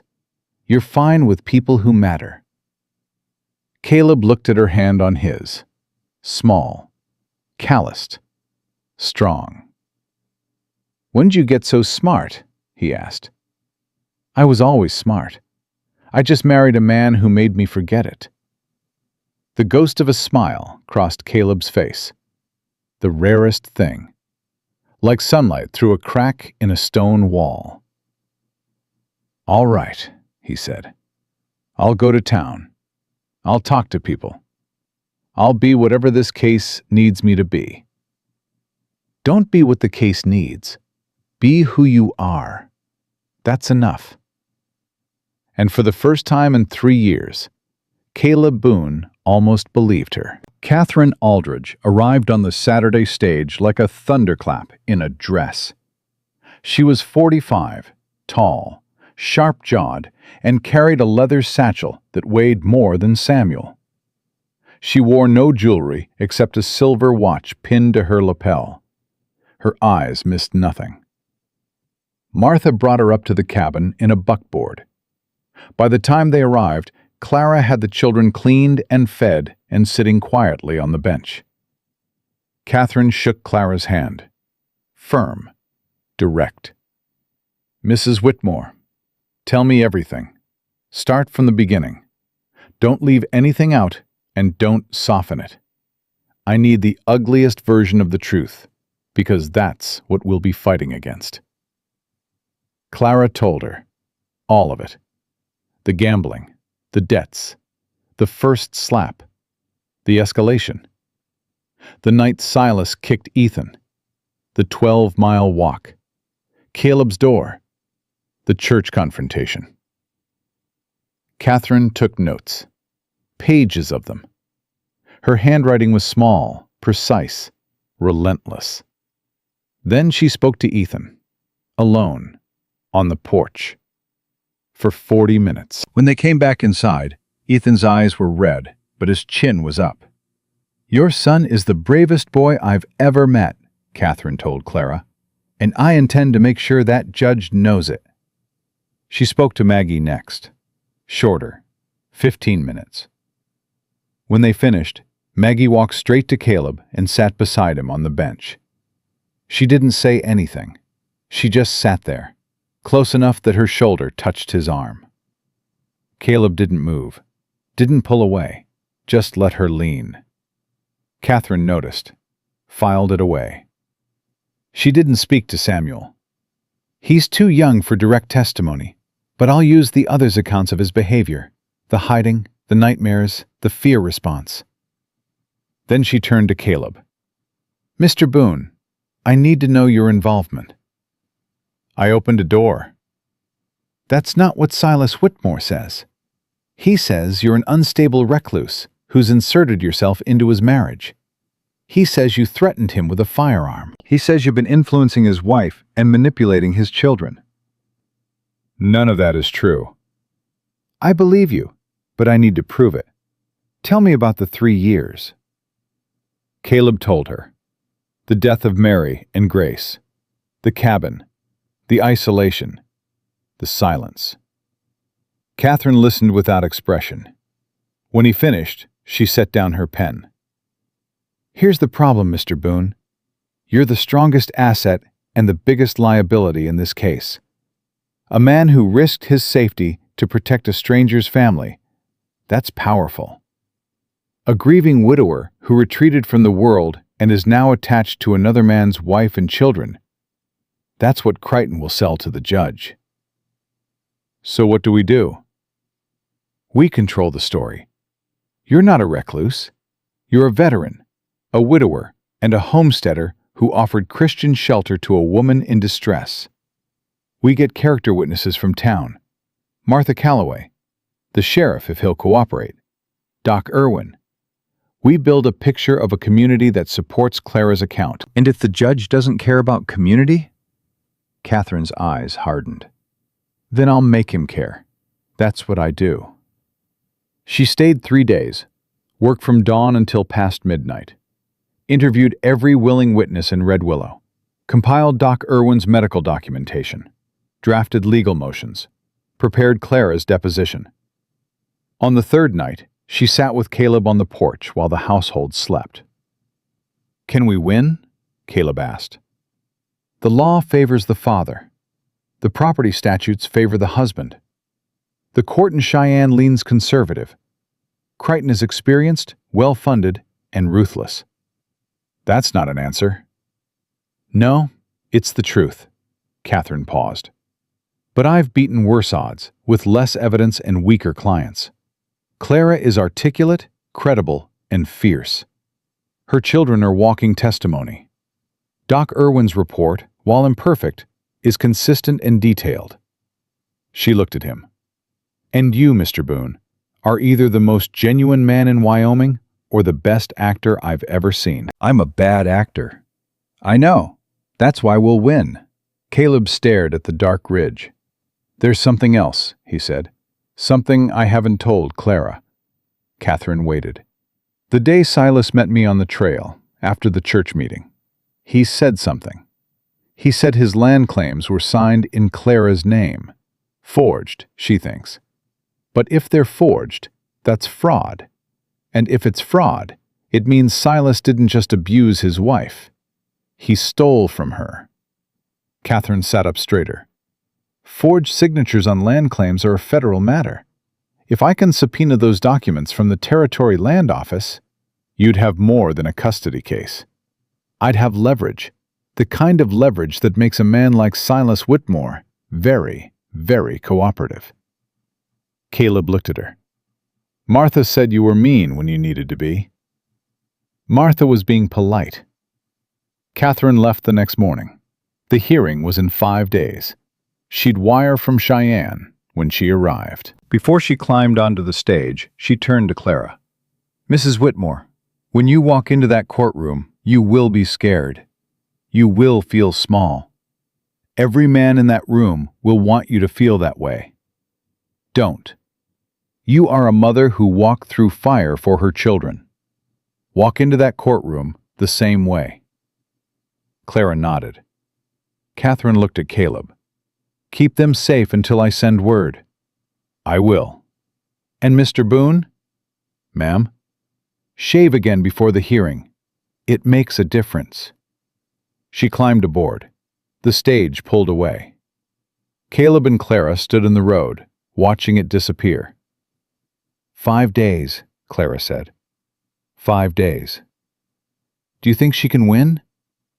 Caleb thought about Catherine Aldridge, her sharp jaw, her silver watch, her satchel full of weapons made of words and law and righteous fury. I think, he said, that Silas Whitmore has never met anyone like her. And I think that's going to be the worst surprise of his life. Clara reached for his hand.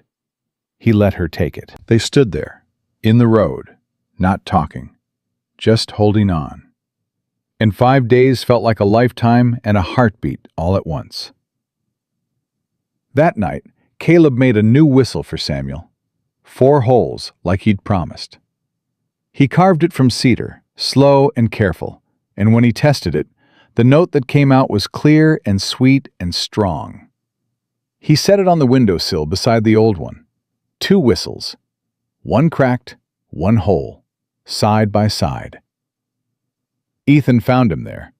The boy leaned against the doorframe, watching. You're scared, Ethan said. Yeah. You don't look scared.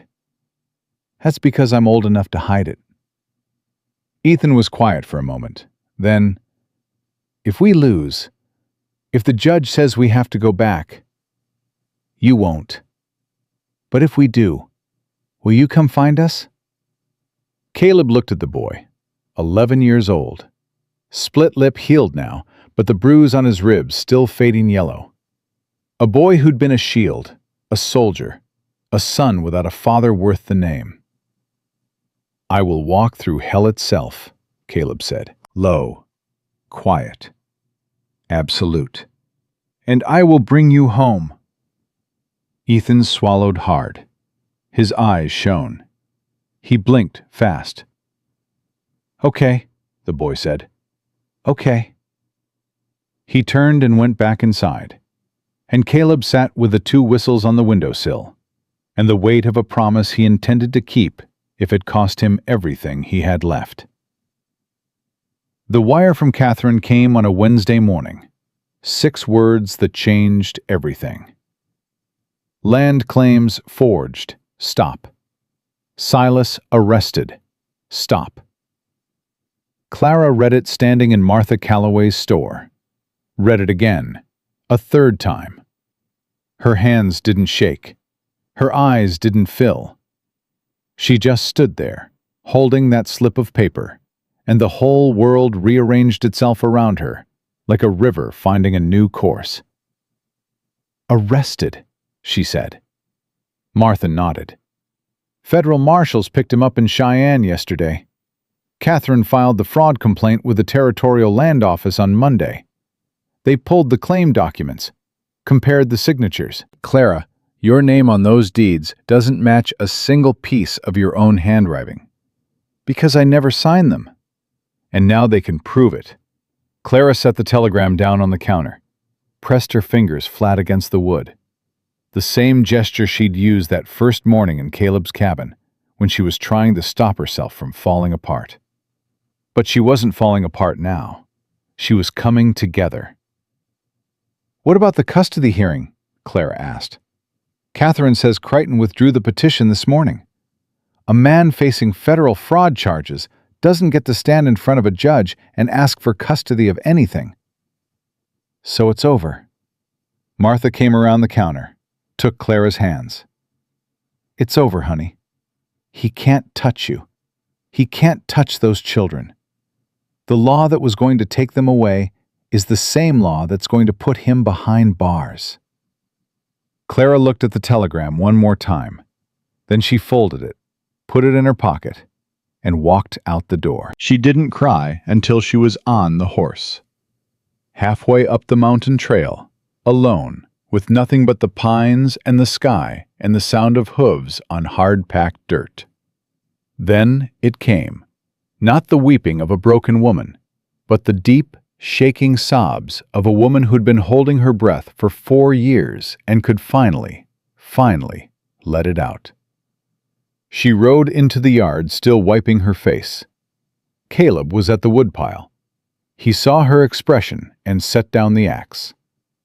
"What happened?" Clara dismounted, pulled the telegram from her pocket, handed it to him. Caleb read it again. His jaw worked. His hand tightened on the paper. "Arrested," he said. "Federal fraud. The land claims. Catherine got the documents subpoenaed.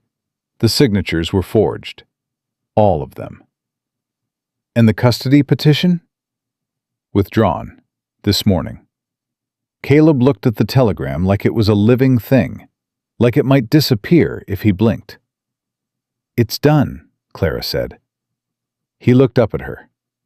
This woman who'd knocked on his door bleeding and desperate and afraid, who'd stood in a church and shattered her own silence, who'd walked through fire for 3 children and came out the other side still standing. "You're free," he said. "We're free." That word, "we," hung between them, small and enormous at the same time. Caleb handed back the telegram. "You should tell the children," he said. "Come with me." "Clara, come with me. They need to hear it from both of us." Both of us. Like they were a pair.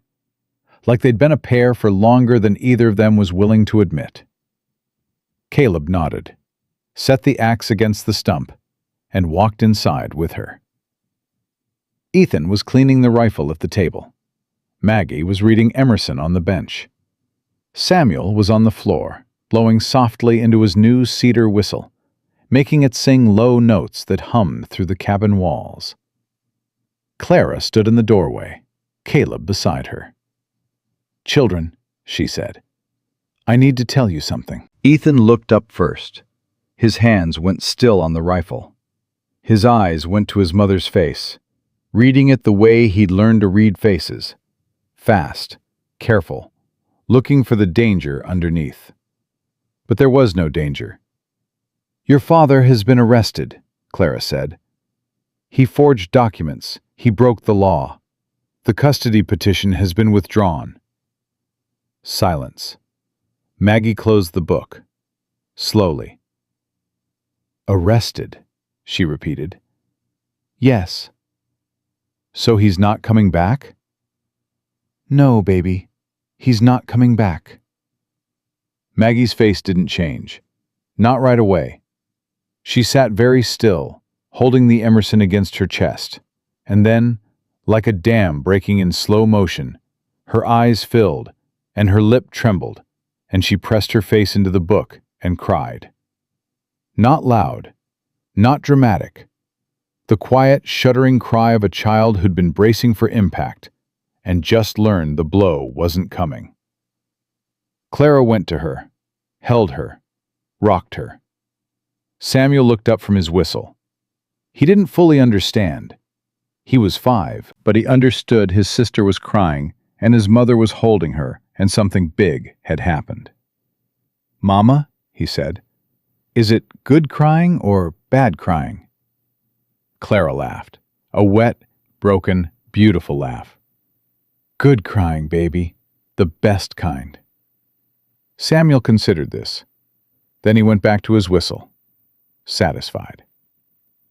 Ethan hadn't moved. He sat at the table with the rifle in his hands, staring at nothing. His jaw was tight. His eyes were dry. He didn't cry. He'd stopped crying a long time ago, trained himself to stop, because crying made Silas angry, and anger made Silas dangerous. Caleb watched the boy. He knew that face, that locked-down, sealed-shut face, the face of someone who'd been carrying a weight so long that putting it down felt more terrifying than holding it. Caleb pulled out a chair, sat down across from Ethan. "You can put the rifle down now," Caleb said.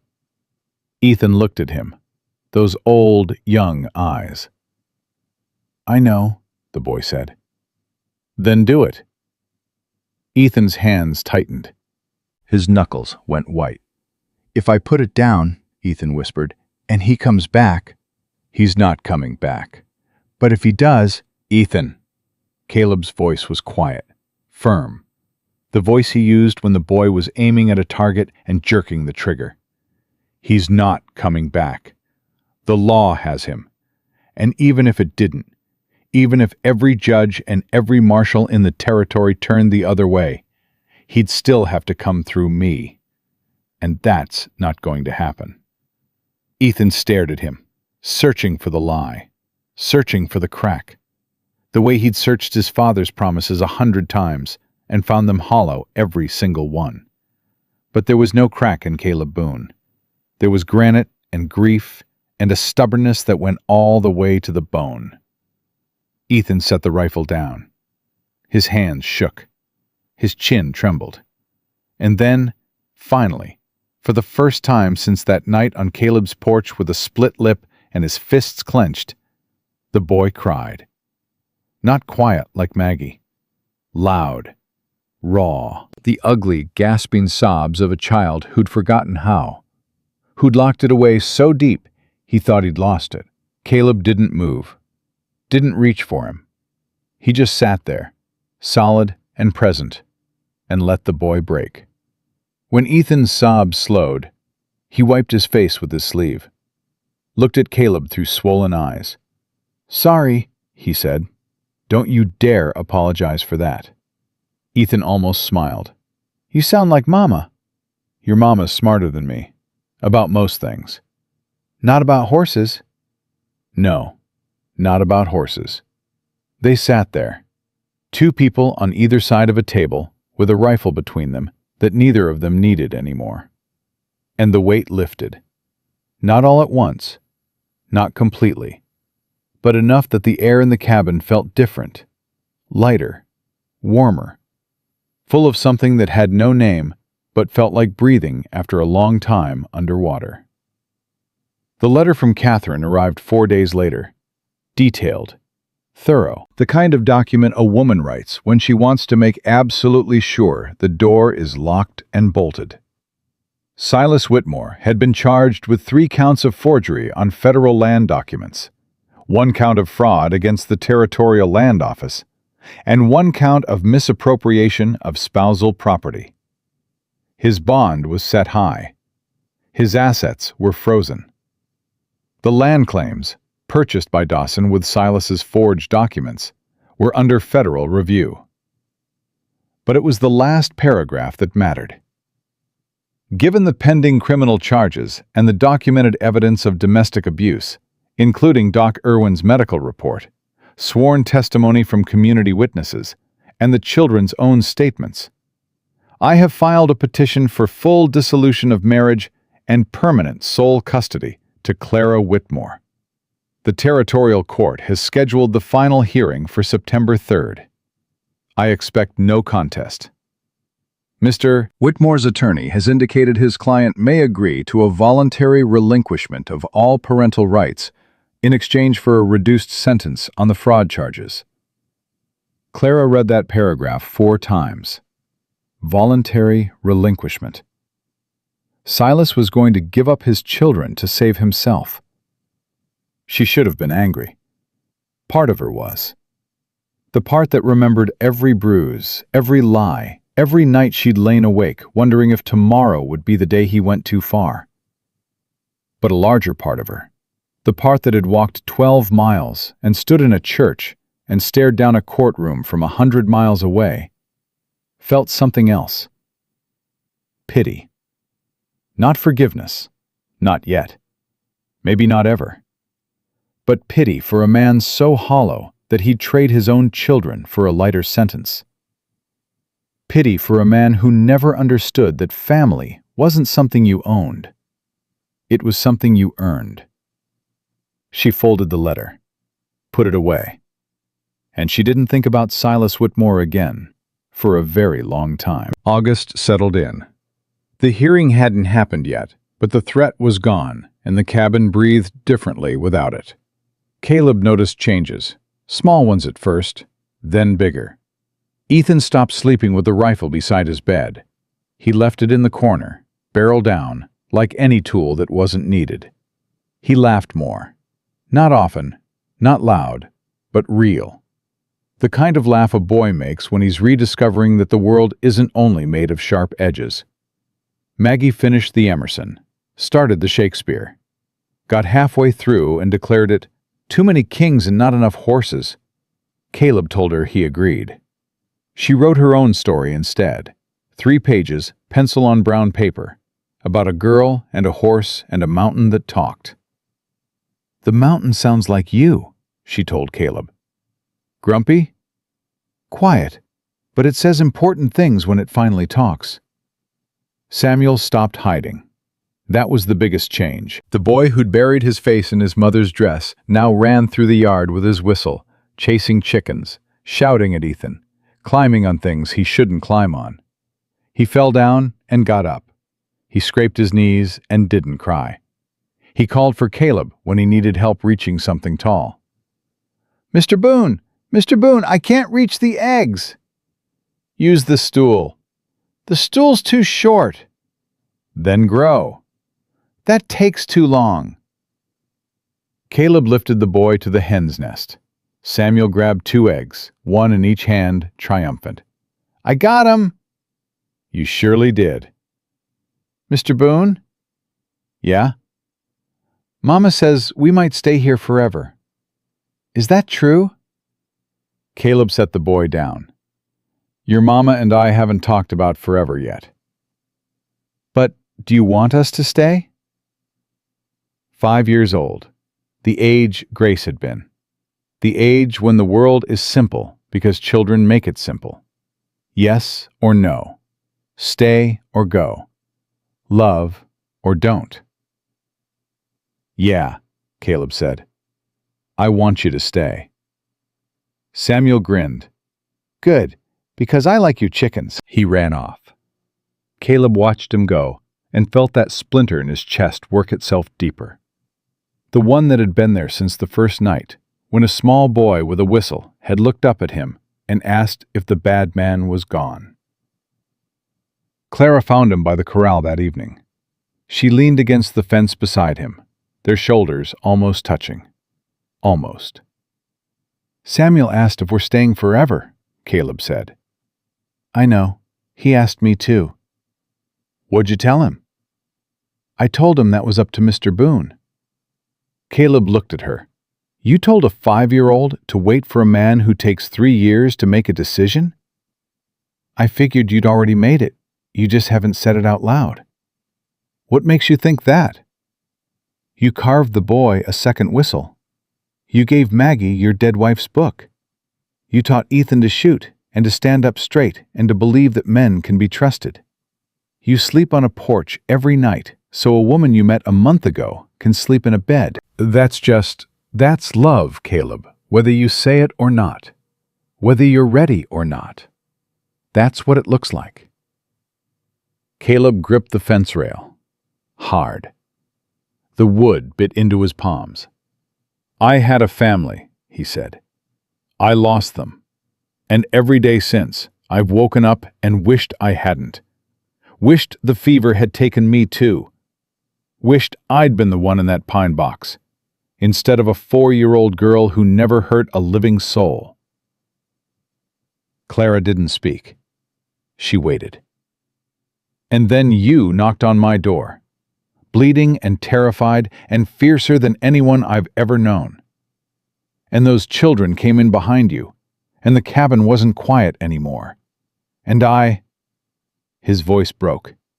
First time in years. I don't know how to do this again. I don't know how to love people when I know that losing them will kill me.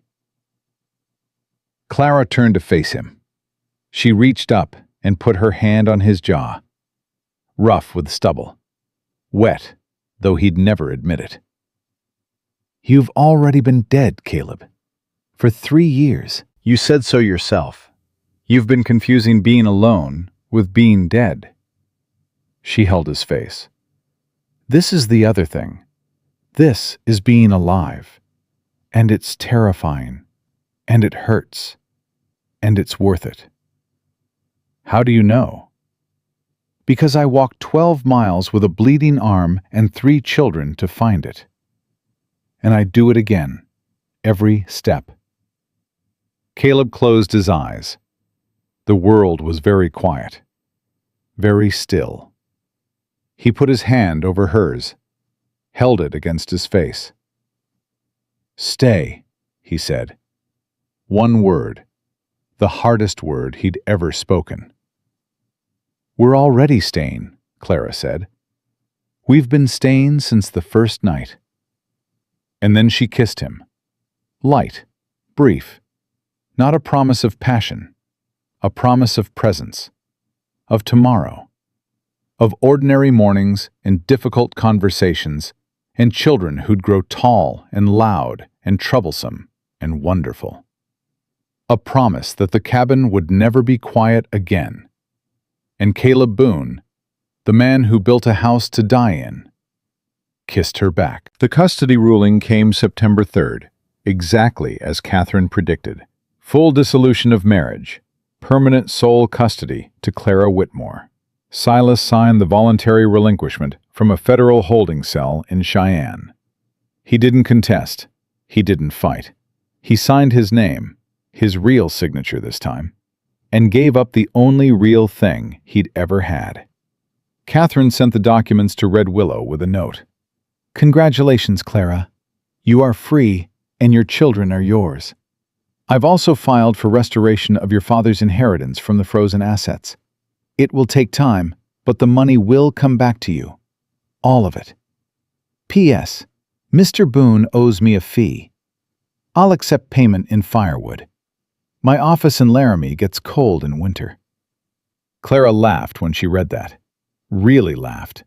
Head back, eyes closed, the sound filling the cabin like music. Caleb read the note, shook his head. I'll cut her a cord. Maybe 2. She saved our lives, Caleb. Then 3 cords. Fall came slow and golden. The heat broke. Nights cooled. Mornings carried a crispness that tasted like change. Caleb built an addition onto the cabin. 1 room. Not big, but solid. Ethan helped. The boy had a good eye for straight lines and a better one for hard work. They framed the walls together, and Caleb taught him how to notch logs so they fit tight. No gaps, no drafts. This one's crooked, Caleb said. It's not crooked. Son, I've been notching logs since before you were born. It's crooked. Ethan looked at it, squinted, measured with his thumb. Maybe a little crooked. Fix it. Ethan fixed it, without complaint, without argument, because somewhere in the past 2 months, the boy had stopped seeing correction as punishment and started seeing it as teaching. And that was the difference between Caleb and Silas. The difference the boy understood in his bones, even if he couldn't put words to it. One man built you up. The other broke you down. Martha Calloway came up the mountain one October afternoon with supplies and news. The town's talking about you too, she said, unloading flour from the buckboard. The town always talks, Caleb said. This time they're talking nice. The church ladies want to throw Clara a welcome supper. The men at the livery say you've been friendlier lately. Even Sheriff Dunn said you nodded at him last week. I nod at people. Caleb Boone, you haven't nodded at another human being in 3 years. Don't pretend this isn't progress. Clara came out with coffee. Martha took her cup, settled into the porch chair. "There's one more thing," Martha said. Her voice changed, softer. "Silas took a plea. 5 years for the fraud. He'll serve it in the federal prison at Leavenworth." Clara's hand tightened on her cup. 5 years. "He won't bother you again, Clara. By the time he gets out, those children will be grown. Ethan will be 16, Maggie 13, Samuel 10. Martha paused. "They won't be his anymore. They'll be theirs." Clara nodded, set down the cup, looked out toward the corral where Ethan was brushing the mare and Maggie was reading in the shade, and Samuel was blowing his whistle at the chickens. "They already are," she said. Winter came early that year. First frost in late October, first snow in November. The cabin, with its new room, held the heat well, and at night, with the fire going and the children fed, the place hummed with the kind of warmth that doesn't come from wood. One evening in early December, Caleb was mending a harness by lamplight. Clara was teaching Maggie to sew. Samuel was asleep on the bench, whistle in hand, always the whistle. Ethan sat at the table, writing something on a piece of paper. He'd been writing for 20 minutes, crossing things out, starting over, his brow furrowed tight. "What are you working on?" Clara asked. "Nothing." "Doesn't look like nothing." "It's private." Clara raised an eyebrow, but didn't push. She'd learned, they'd all learned, that Ethan came to things in his own time. You couldn't rush the boy. You could only wait. An hour later, the cabin was quiet. Maggie was in bed. Samuel hadn't stirred. Clara was washing the last cup. Ethan stood up, folded the paper, walked to Caleb. "I wrote something," the boy said. His voice was strange, tight, careful. "Okay. I want you to read it, but not right now. Read it after I go to bed." Caleb took the paper. "All right." Ethan nodded, stood there for a moment, like he wanted to say something else. Then he turned and went to bed. Clara watched the exchange. "What was that about?"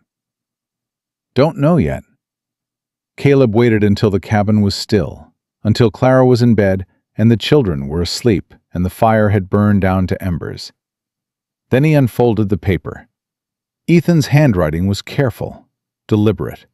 Each letter formed with effort, like the boy was building something. "Dear Caleb, I don't know how to say this, so I'm writing it instead.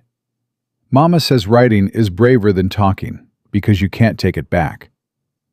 I never had a father. I had a man who was supposed to be one, but wasn't.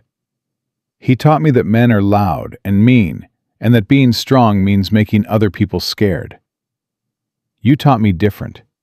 You taught me that being strong means staying, means being quiet when quiet is what's needed, means fixing things instead of breaking them. I know I'm not your son. I know you had a daughter and she died, and I can never replace her, and I'm not trying to. But if you'd let me, I'd like to call you something other than Caleb, or Mr. Boone. Not because I have to, because I want to. You don't have to say yes. You can say no, and I'll understand, and I won't ask again. But I wanted you to know that the day you opened that door was the day I got a father, whether you knew it or not. Ethan." Caleb read it, set it down, picked it up, read it again. His hands shook. His chest was tight. The locked place behind his ribs, the place where Mary lived, where Grace lived, where grief and love were tangled together like roots in dark earth, cracked open. He pressed the heels of his hands against his eyes. He didn't make a sound, but his shoulders shook, and the tears came, silent, hot, the kind a man cries when he's not grieving, but grateful.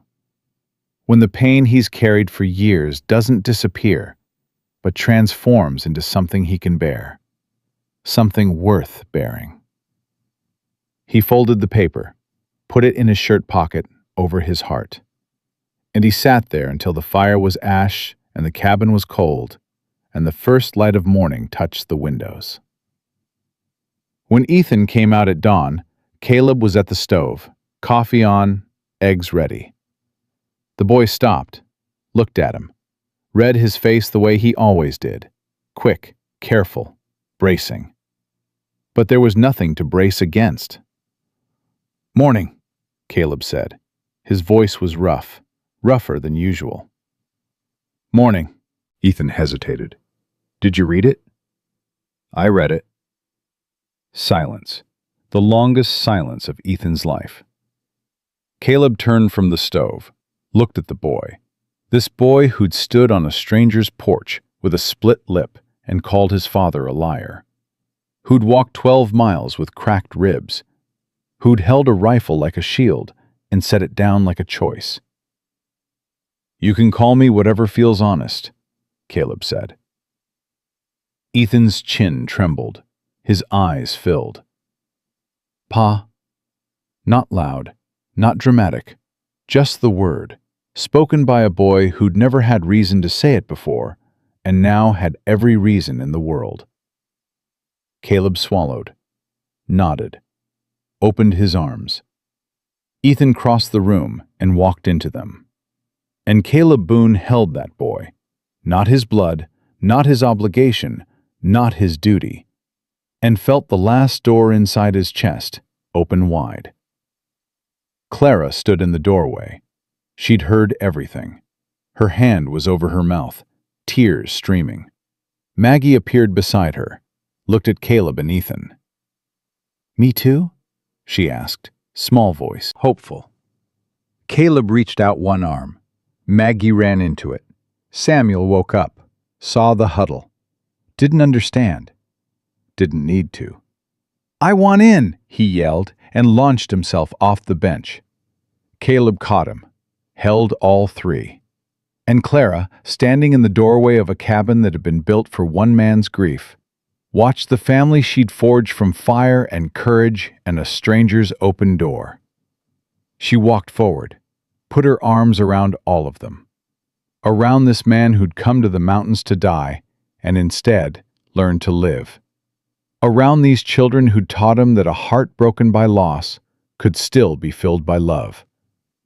They stood there, 5 people, one family, not born, chosen, earned, forged in the heat of a Wyoming summer and the fire of a fight they'd won together.